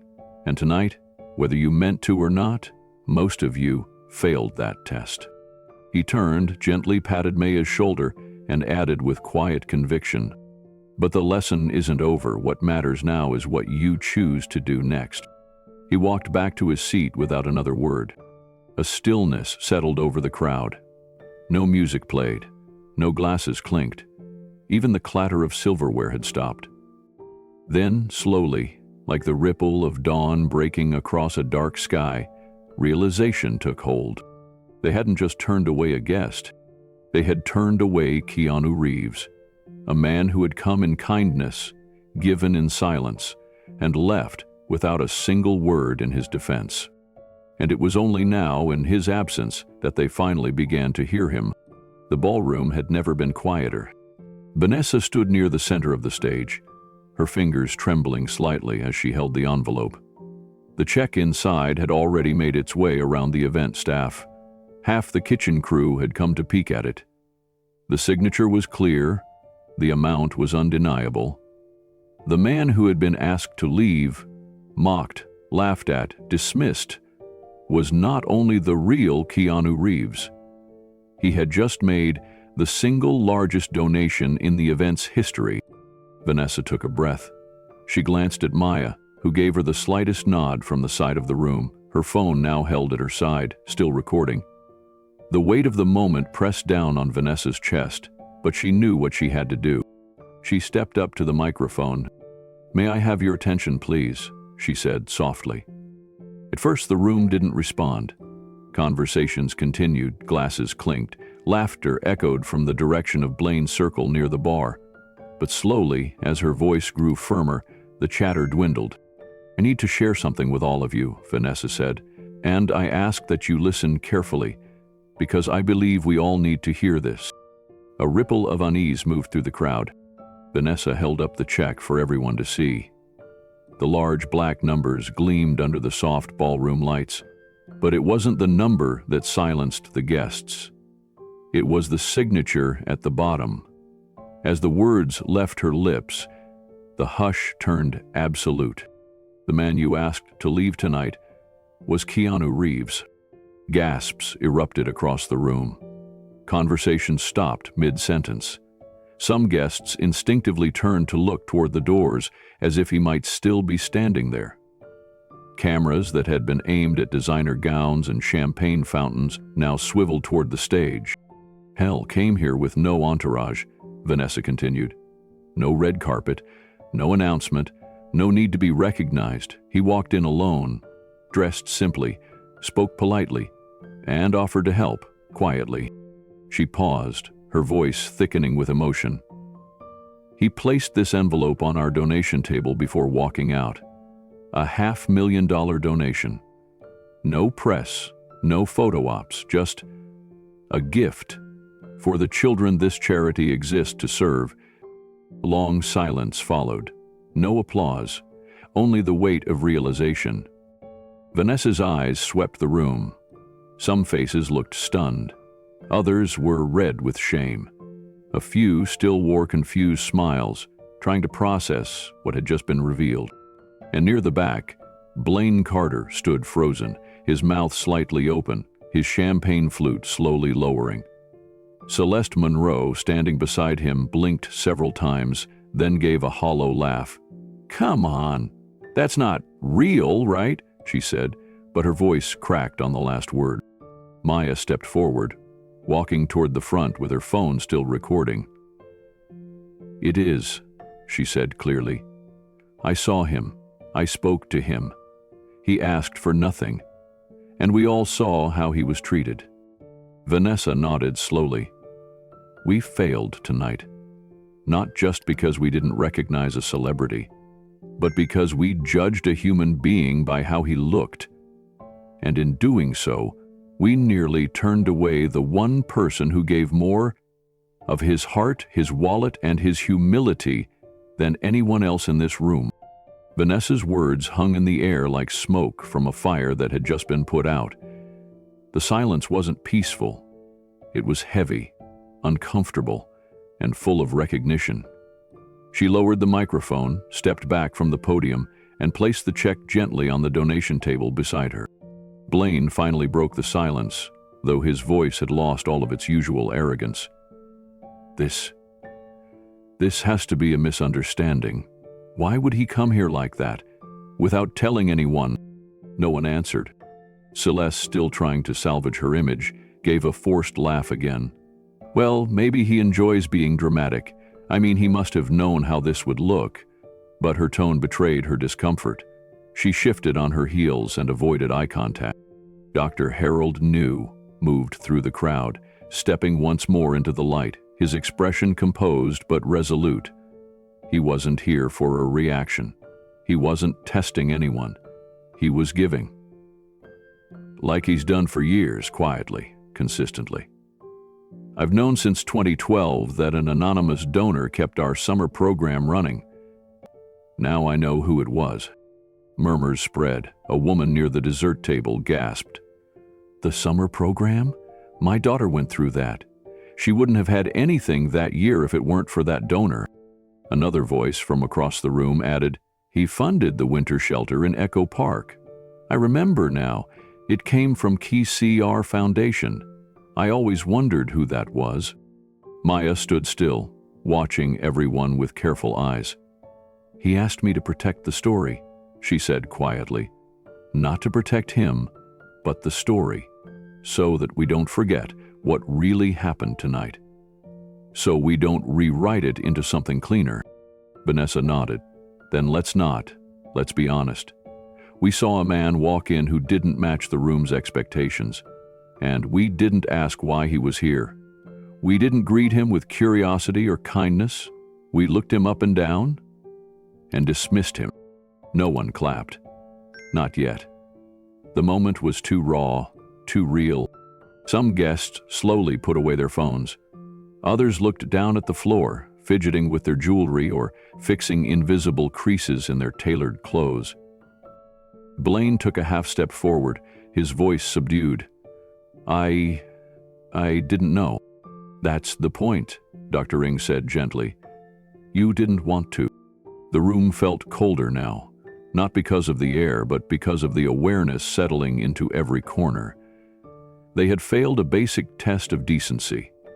Not because they missed a celebrity sighting, but because they turned their backs on a man who had come to help. A long moment passed. Then Maya stepped closer to the front, held her phone up for everyone to see, and said, "Don't worry, I've got the whole thing." Her voice wasn't vengeful, it wasn't angry. It was steady, clear, and honest. And for once, no one dared to ask her to stop recording. Some stories don't need special effects or red carpets. Some stories just need to be told, exactly as they happened. And tonight, one was just beginning to unfold. Emily Tran didn't speak much during the chaos that unfolded in the ballroom. While Blaine stammered and Celeste tried to salvage her image with forced laughter, Emily stood off to the side, notebook pressed to her chest, heart pounding. She wasn't there to chase gossip. That had never been her reason for entering journalism.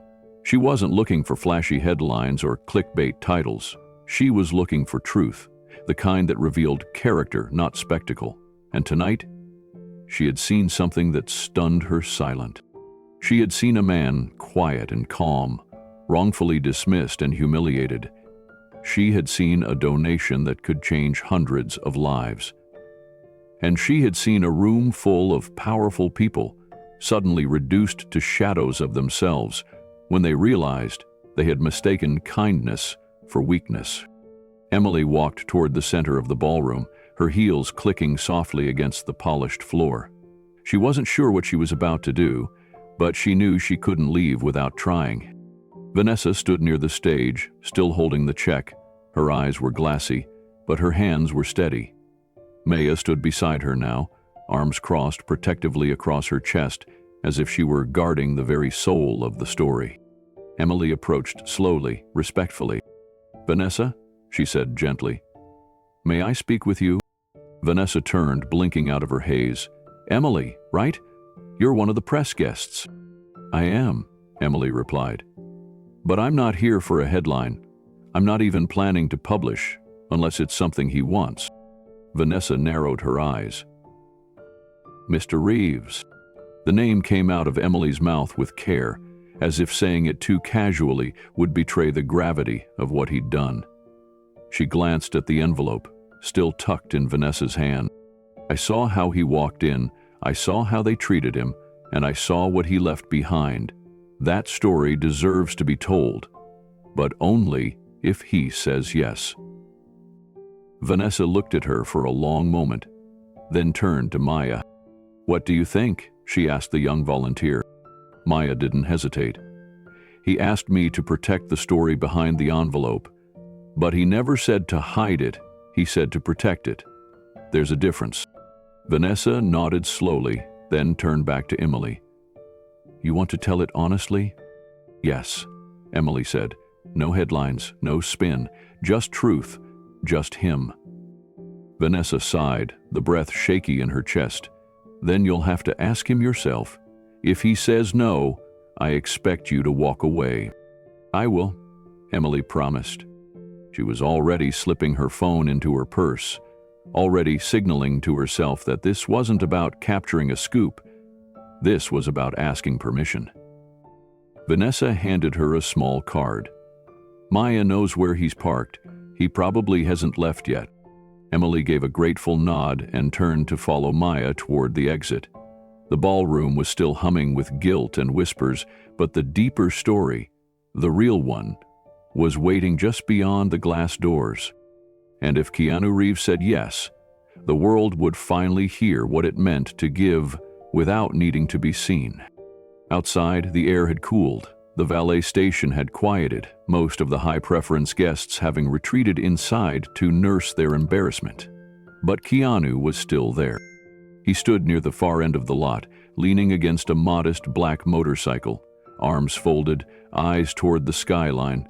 His posture was relaxed, but there was something distant about him, like his thoughts were still back in the ballroom, or maybe somewhere even further. Emily approached with cautious steps, each one slower than the last. She was nervous, not because he was famous, but because he wasn't pretending to be. There was something disarming about his presence, like gravity had shifted around him. "Mr. Reeves?" she said quietly. Keanu turned, offering a small smile. "Call me Keanu." She nodded, glancing down at her notebook, then back up again. I wanted to ask you something. I know this isn't the right moment. I know tonight wasn't what it should have been. But I saw what happened, and I'd like to write about it, if that's all right." He didn't respond right away. His eyes studied her face, not with suspicion but curiosity. He wasn't trying to read her agenda, he was trying to read her heart. "I don't want to make a story about you," she added quickly. "I want to make a story about what happened, about how we treat people, about what matters more than appearances." Still, silence. Then Keanu asked, "Why do you want to write it?" Emily hesitated, then told the truth. "Because I grew up poor," she said. "I know what it feels like to be judged by your shoes before your words." My father wore the same jacket for 10 years. My mother patched holes with hope. I want people to read something that makes them stop and ask themselves who they're becoming. Keanu looked away for a moment, then back again. You know, I didn't come here for recognition. I know, Emily replied. That's exactly why the story needs to be told. He stared at the skyline once more, then slowly nodded. You can tell it, he said, but only if you include Maya and Dr. Ng and Vanessa and every person who got it wrong and then tried to make it right. Emily's eyes widened. You want me to include their names? No, he said softly, just their changes. He pushed off from the bike, pulled a folded slip of paper from his jacket pocket, and handed it to her. Write about what's inside this envelope, not who handed it in. Emily opened it gently. A handwritten note, simple, clear, for the kids who are always left standing at the door. Her breath caught. Keanu looked at her once more. Truth matters, but so does grace.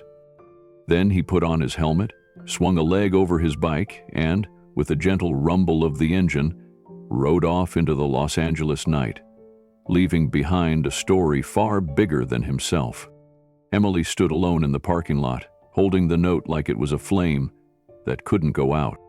And somewhere in her mind, the first line of her article was already forming. The night was nearly over. Inside the grand ballroom, the once glittering party had dimmed. The music was softer now, the champagne flutes mostly abandoned. Conversations had grown quiet, contemplative. Even Blaine and Celeste had retreated to a corner. Their earlier arrogance faded into anxious silence. Vanessa stood near the entrance, holding a list of final donations. The totals were astonishing, but her heart wasn't in it.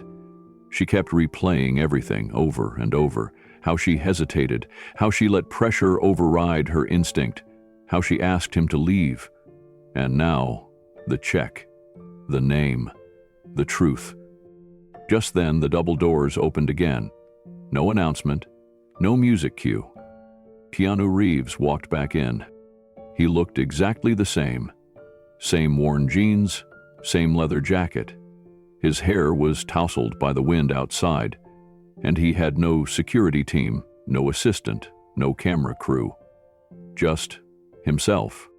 Vanessa froze. So did nearly everyone else. He didn't look around. He didn't scan the room for attention. He simply made his way to the side of the ballroom, where she stood, stunned, her clipboard still clutched to her chest.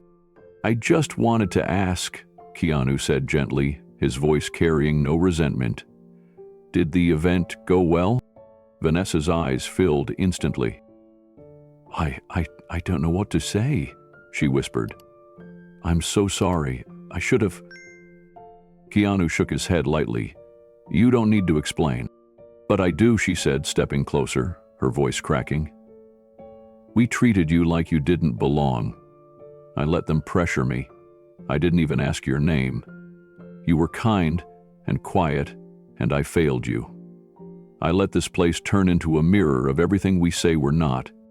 He looked at her then, not with anger, not with disappointment, but with something gentler. Almost like sorrow, but not quite. Vanessa, he said softly. Forgiveness is easiest when no apology is owed. She stared at him, tears falling. You left a check for $500,000, and you never said a word? He gave a small shrug. I didn't come for thanks. I came because the cause matters. And why didn't you defend yourself? She asked, almost desperate to understand. Why didn't you just say who you were? You could have stopped it all. Keanu's reply came quietly. So quiet that Maya, standing nearby with Emily, leaned in to hear. If I had to explain who I am, he said, then I never belonged here.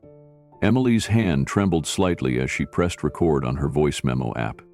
No one spoke for a long moment.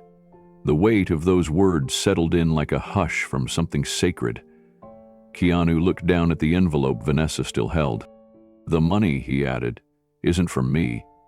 It's from someone who once had nothing and who remembers what it felt like to be invisible. Vanessa wiped her eyes, still shaking slightly. I promise, Keanu, we'll never forget this. I'll never forget this. I know you won't, he said simply. Maya stepped forward. I told them, she said, her voice steady now.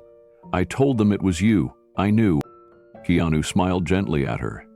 Thank you for keeping the story safe. He turned to go, but Vanessa reached out. Wait, before you leave, there's someone who wants to talk to you. Not for a headline, just to tell the truth. She gestured toward Emily. Emily took a slow breath as she approached. She had rehearsed this moment in her head, but now, standing in front of him, all of it felt too small. She wasn't holding a notepad. She wasn't recording video. Just her voice memo, still running quietly in her pocket. Mr. Reeves, she said gently. He looked at her with a patient kind of interest. Not guarded, not defensive, just open. My name's Emily Tran, she said. I'm a writer. I was here tonight covering the event, but after everything, I don't want to write about the event. I want to write about the man who came here to give and got turned away. Keanu's expression didn't change. You don't need to tell my story. But it's not just your story, she replied. It's ours. The way people judged, the way they whispered, the way kindness was pushed aside because it didn't come dressed in Armani. She paused, trying not to let her emotion spill over. You gave a gift tonight, and not just the check. People saw what real humility looks like. I think we all need to remember that. Keanu tilted his head slightly, as if weighing something deeper. Will you write it honestly? He asked. I will, she promised, but only with your permission, and only if it serves the cause. He nodded once. Then do it. Emily didn't smile. She just placed her hand over her heart, as if to say thank you in a quieter language. Then she stepped back, giving him space. Vanessa stood with Maya, both silent. The ballroom had grown almost still. No music played anymore, no glasses clinked. Even Blaine and Celeste had gone quiet in their corner, unsure whether to sneak out or stay and face the wreckage they'd helped cause. Keanu turned back to Vanessa one last time. Take care of them, he said, nodding toward the donation table. The ones this night was really for. I will, she whispered. I swear I will. He offered a final small nod, then turned and made his way back through the doors. No spotlight followed him. No cameras chased him. Only the gentle rhythm of his steps across the marble floor echoed behind him. Maya followed him partway to the door, but stopped herself just before the exit. She didn't want to chase him. She just wanted to carry what he left. Vanessa turned to Emily, her voice shaky but resolute. Tell it right? I will, Emily said. But not because it's Keanu Reeves. Because it's about a room full of people who almost forgot what generosity looks like, and the man who reminded them. That night, Emily would stay up until sunrise. She would write every detail, the entrance, the silence, the ridicule, the envelope, and the return. She would title the piece simply, The Man at the Gate. And when it was published, it wouldn't trend because it was about a movie star. It would trend because people saw themselves in it. And some of them didn't like what they saw. Emily Tran didn't sleep that night. Back at her apartment, she reviewed the footage over and over again. Not for sensationalism, not for gossip, but to understand something deeper. The moment when kindness was dismissed, when generosity was mocked, and when truth quietly stood its ground. In a leather jacket. She knew she had something powerful. But she also knew she had a responsibility. She cut the clips with care. She left out the names of everyone except Keanu Reeves. No need to publicly shame Blaine Carter or Celeste Monroe. The video spoke for itself. Their laughter, their smug words, the way they recoiled when Keanu simply stood still. It was all there, captured without cruelty, just truth. The headline read, The Man in the Leather Jacket, a night the rich will never forget. She uploaded it at 7:13 a.m. and took a breath. By 8 o'clock, the video had 12,000 views. By noon, it was over 3 million. By sunset, it had been shared by journalists, celebrities, influencers, teachers, nurses, and even 2 former foster youth, who simply commented, "That man's movies helped me survive." The reaction was immediate and fierce. Some were horrified. "They kicked out Keanu Reeves?" One commenter wrote. "The kindest man in Hollywood? That's what they do to someone who doesn't wear a tux?" Others were stunned into reflection. This isn't just about Keanu. This is about how we treat people we think are beneath us, and we all need to check ourselves. And some were unapologetically furious. Blaine Carter's brand? Canceled. I'll never buy a thread of his again. But buried in the flood of anger, there was something else, something Emily hadn't anticipated. People started donating. In the video's description, Emily had quietly included a link to the charity's donation page, the one that helped provide transitional housing for displaced teens. Within hours, donations began pouring in. $10 from a single mom in Pittsburgh who wrote, "I don't have much, but I remember what it felt like to be invisible." $1,000 from a retired soldier who wrote, "My daughter loved Keanu's movies. We lost her at 17. This is for her." And a stunning $250,000 0 cents pledge from an anonymous donor who simply wrote, "He's a better man than most of us deserve. Thank you, Keanu." Within 48 hours, the charity raised more money than it had in the last 3 years combined. Vanessa Lee, who had barely slept since the night of the gala, watched the total climb with a mix of awe and guilt. She had almost allowed that man to be humiliated. She had let the pressure of wealthy egos override the presence of true generosity. But now, the world had seen it.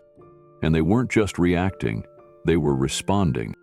Blaine Carter's publicist issued a statement by midday, claiming the designer had acted out of concern for event security.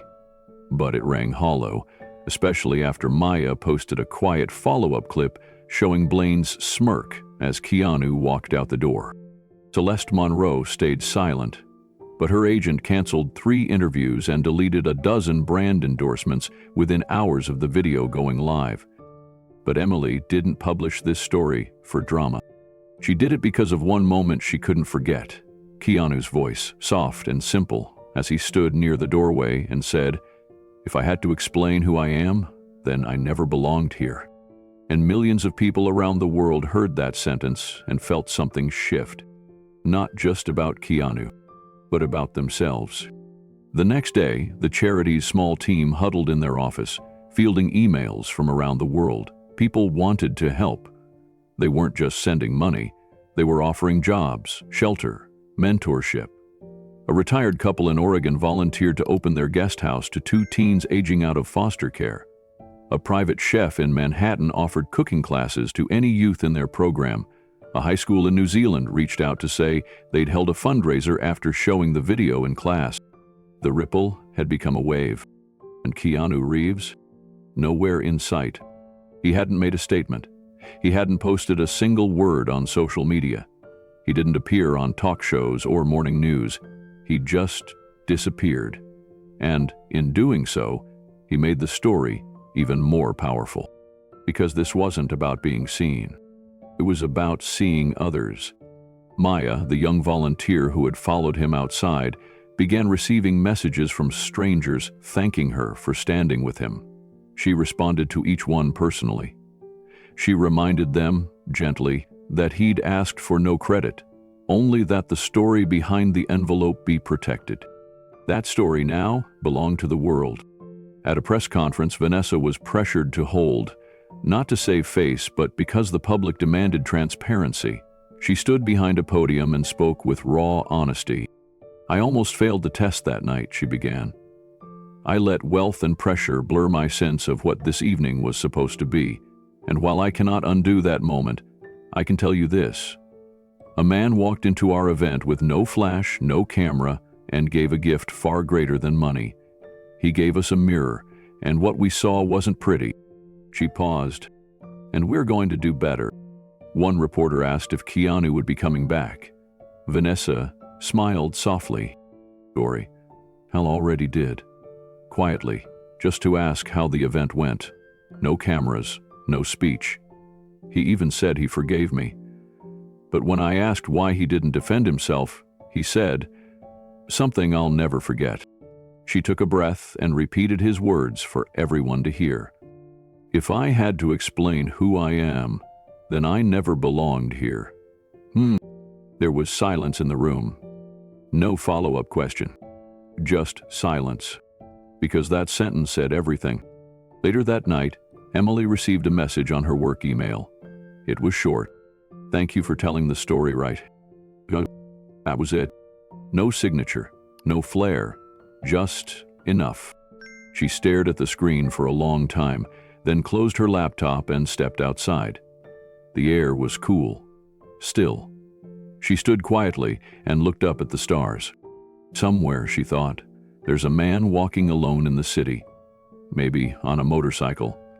Maybe with a book tucked under his arm. He doesn't want your spotlight.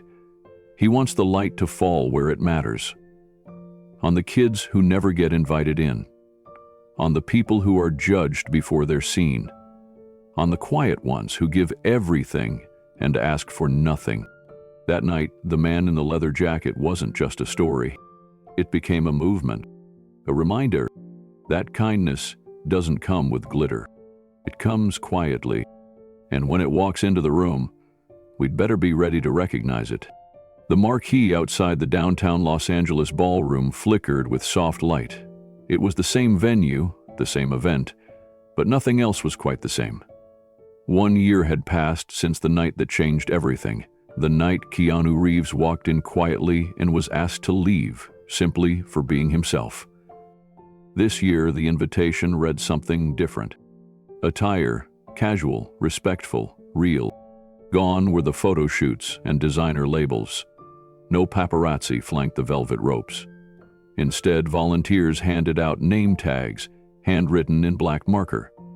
Some guests looked almost nervous in their jeans and sneakers, but others wore their simplicity with quiet pride. Blaine Carter was one of the first to arrive. He stepped out of a modest silver sedan, not his usual black Rolls. No chauffeur, no personal assistant.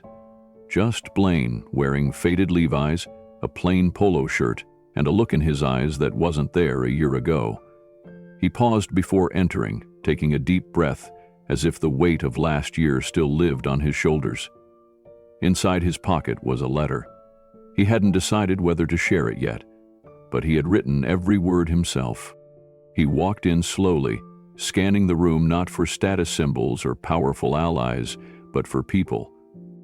Then came Celeste Monroe. Her appearance stopped the room, but not for the reasons it once did. No red carpet gown, no diamond earrings, no makeup. Her hair was pulled back in a simple braid. In her hand was a sealed envelope with a pink ribbon. An apology, handwritten, addressed to someone she hoped would come tonight. For the first few minutes, no one said anything.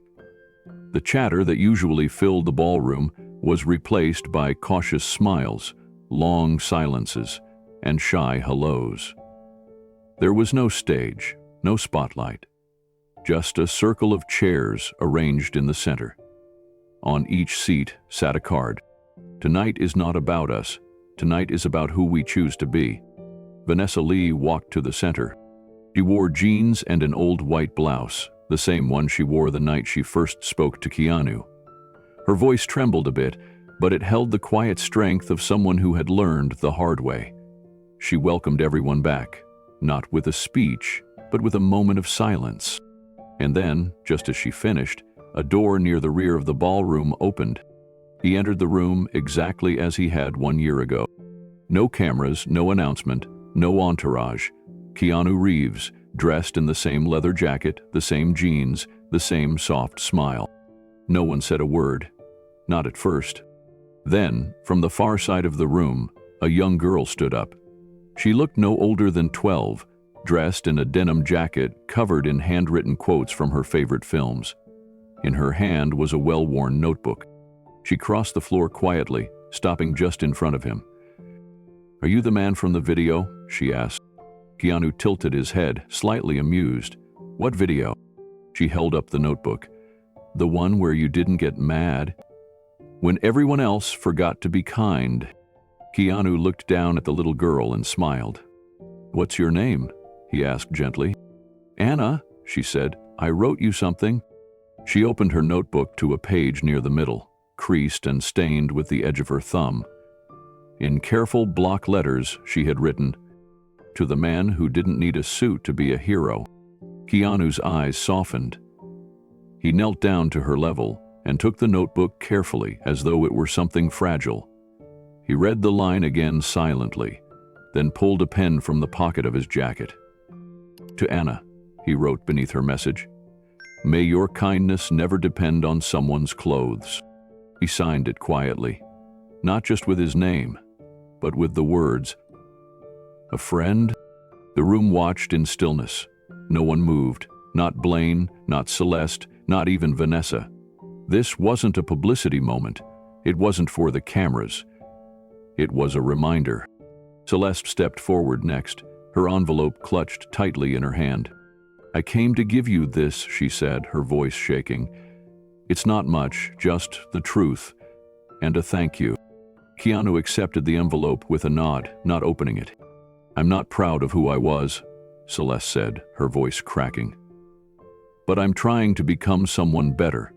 That night, what you did by staying calm, by walking out without a word, it changed me. You didn't have to forgive me, but you didn't fight either. You let us see ourselves." She stepped back into the circle of chairs. A few people reached out and gave her hand a quiet squeeze. Blaine took longer. He stood with both hands in his pockets, eyes down. Then, slowly, he walked to Keanu. "I didn't know who you were," he said, then caught himself. "No, that's not right. I didn't see who you were. And that's worse." He pulled out the letter from his back pocket and unfolded it. "I brought this, in case I didn't have the guts to say it out loud. But I'm going to try anyway." He took a breath. "I used to think charity was a transaction. You write a check, get a table, take a photo.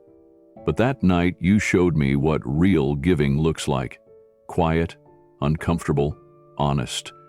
I've spent a year trying to live up to what I saw in you that night." Keanu didn't speak. He didn't need to.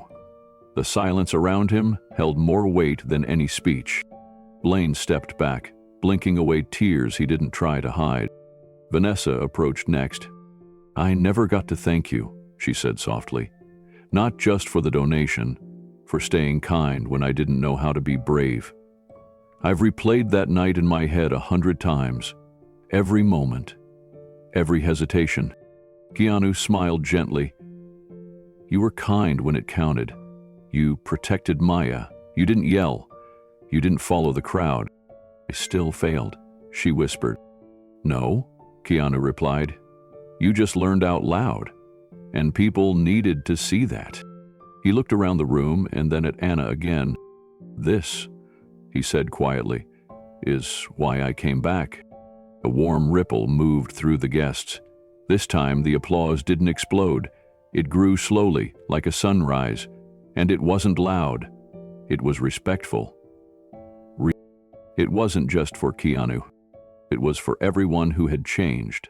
The morning sun stretched over the city like a soft gold ribbon, casting long shadows against the stone wall outside the Grand Terrace Hall. It was the same venue as the year before, but something about the atmosphere had changed. Gone were the roaring engines of luxury cars arriving in clusters, the chatter about designers and private jets. Now, people arrived quietly, some on foot, some by rideshare, and many in jeans, flannel shirts, canvas sneakers, or plain cotton dresses. Just beyond the curved walkway to the entrance, where photographers used to jostle for angles of sequined gowns, stood a wooden bench beneath a modest sycamore tree. It wasn't ornate, it didn't sparkle. In fact, it looked handmade, because it was. On the backrest, burned carefully into the grain, was a simple inscription, "For the ones judged too quickly." The guests passed by it slowly, some pausing to read, others setting down coffee cups or kneeling for a quick photo, but not because it was stylish or rare. They stopped because they knew the story. And if they didn't, someone nearby would quietly say, "That's the bench Keanu paid for. Maya helped design it." Maya had stood in front of that exact spot for hours the night after last year's gala. She watched people shuffle out in glittering shoes, laughing and gossiping, unaware that they had almost thrown out the man who had saved their charity. She stayed long after the streetlights came on, wondering how to mark what had happened. Not just the cruelty, but the quiet dignity that followed it. She pitched the idea of the bench a month later, sending Vanessa a rough pencil sketch and a one-line note. "We need to remember." Vanessa read it, then cried in the middle of her office. She emailed Keanu. He replied with 5 words, "Tell me what it'll cost." And so it was built, carved by a woodworker named Luis, whose daughter had once been sheltered by the very program the gala supported. The wood was salvaged from a closed school library in Pasadena, and the metal brackets were etched by another former foster child who had started her own welding business. Every detail was rooted in memory. That morning, Vanessa stepped outside to check on the setup. She stopped by the bench like she always did, laying a single daisy across the backrest. Just as she turned to head back inside, she heard a voice beside her. "Sheem told me about this," Maya said, carrying 2 cups of tea. "She said it wouldn't be for sitting. It would be for pausing." Vanessa smiled softly, taking the cup offered to her. "It's done more than that. I've seen strangers crying here. I've seen kids sit and write letters. It's become a mirror, Maya." "Not a mirror," Maya said gently. "A reminder that not everything beautiful shines." The 2 women sat for a moment, not on the bench but nearby beneath the same sycamore tree. They didn't say much. They didn't have to. The bench spoke on its own. Later that afternoon, as the gala reached its final hour, the bench outside grew busier than the ballroom. People filtered out in 2s and 3s, some with paper programs in hand, others wiping their eyes from the short film that had just played inside, a short tribute to compassion, to silence, and to second chances. The bench was in the final frame of that video. One woman, a grandmother in a faded yellow cardigan, stood before it with her young grandson. The child was holding a plastic toy car and staring at the carved letters. He asked what they meant. The woman replied, "It means we don't always know someone's story, so we should be kind first, always." Behind them, a man in his late 40s, sleeves rolled up and hair slightly unkempt, slowly knelt at the bench. He took out a small, folded photo from his wallet. A girl, maybe 12, grinning with missing teeth. He touched the wood with the back of his hand and whispered, "You helped her, and you never asked for anything back. Thank you." Then he stood, eyes wet but grateful, and left as quietly as he had arrived. Vanessa watched these moments from the steps above, heart aching and full at the same time. She spotted a few reporters near the sidewalk taking discreet photos, but unlike the previous year, they weren't looking for scandal. They were here for the story of the bench. Inside the venue, Celeste Monroe had asked for a moment at the microphone. When she spoke, her voice trembled. She apologized publicly, naming no names, but owning her role in last year's mistake. "I forgot what kindness looked like," she said, "but someone reminded me just by showing up and staying kind." When she stepped down, Maya approached and handed her a small card. It had a photo of the bench on one side, on the back a quote, "Dignity doesn't announce itself, it just shows up, quiet and true." Celeste nodded. No words, just understanding. Outside again, the light began to change. Long shadows stretched from the bench to the cobblestone path. A little girl with curly black hair tiptoed up to the bench, holding a pen and a notebook. Her mother stood a few steps behind, letting her lead. Girl sat on the ground, cross-legged, and scribbled something quickly on a page. Then she tore it out, folded it twice, and tucked it beneath the armrest of the bench. Her mother asked what she wrote. The girl smiled and said, "Just thank you for making people think." A few minutes later, a man approached quietly from the far sidewalk. His walk was familiar, his leather jacket even more so. Keanu Reeves stepped toward the bench, nodded once, and sat for the very first time. No one ran up to him, no flashbulbs exploded. He wasn't there for that. He placed his hands on his knees, looked up at the sycamore tree above him, and closed his eyes for a moment. Then he opened them, looked at the engraved words again, and smiled. Behind him, Maya stood silently, watching. And just before Keanu stood to leave, she whispered from a few feet away, "They see now."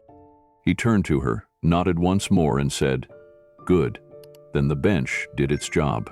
Keanu sat on the bench alone, his hands resting gently in his lap, the gala now quiet behind him. The buzz of music, laughter, and polished shoes on marble had faded into the hush of a cool Los Angeles night. He looked up toward the stars, blinking slowly as if reading something only he could see written across the sky. The lights above had no judgment, no gatekeepers, just endless openness. He whispered softly, "We all dress for something, but character, that's worn every day." The bench beneath him bore no plaque of ego, no grand title, just a quiet message engraved in bronze, for the ones judged too quickly. He had paid for it anonymously. Maya had chosen the words.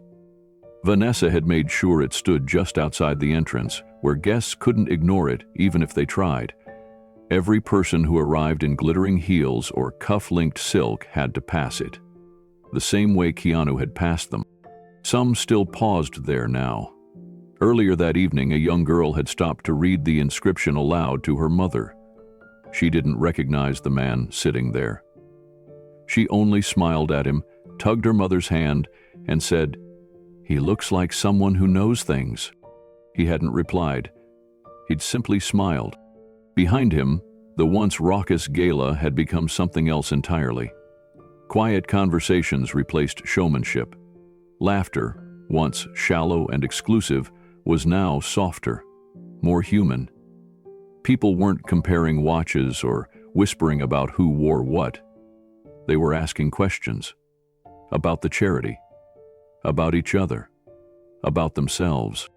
Blaine hadn't spoken to Keanu again, but he had passed by the bench earlier, alone, his face pale and tight. He didn't say a word. He didn't need to. His silence had said enough. Celeste had stayed longer. She'd even approached Maya with a simple request. "Can you help me volunteer sometime?" There was no camera, no makeup, no press release. Just sincerity. Maya had nodded, surprised but hopeful.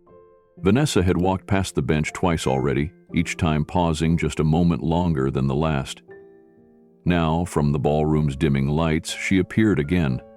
Her shoes clicked less sharply on the stone as she made her way toward him. She didn't sit beside Keanu. She stood quietly for a moment, then placed a folded piece of paper beside him on the bench, a list of the night's donations. "It's over $2 million, she said softly. "The most we've ever raised."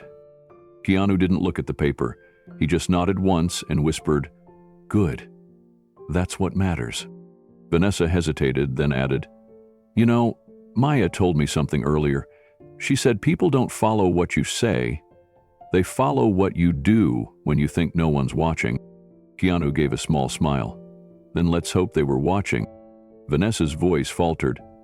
"I'm sorry, again." Keanu shook his head. "Don't apologize for what others chose. Just keep choosing differently." She nodded, her eyes misting, and quietly walked away. Keanu remained still, listening now to the sound of wind brushing through the garden hedges, a distant car pulling away, and the rustling of a world quietly rearranging itself. A few more guests trickled out, passing him without realizing who he was. Some glanced at the bench's message. A few nodded politely, One elderly man even paused to take a photo of the plaque. But no one disturbed him. He was grateful for that, because this night had never been about recognition. It had been about being seen, not by cameras, not by headlines, but by conscience. He let the silence stretch.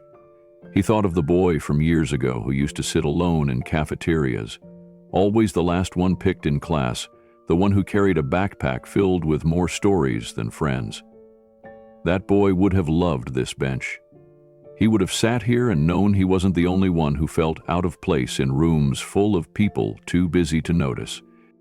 Tonight, Keanu hadn't come to prove anything. He came to give something back, and perhaps to remind himself that it's okay to be quiet in loud rooms, that it's okay to walk in wearing truth instead of tailoring, that the weight of one honest gesture can tip the scale far more than 1,000 glamorous pretenses. He looked up at the stars again. Sometimes the loudest person in the room says nothing at all, and sometimes the quietest guest carries the heaviest gift. Have you ever been judged by how you look? Share your story in the comments, and tell us, what story should Keanu be in next?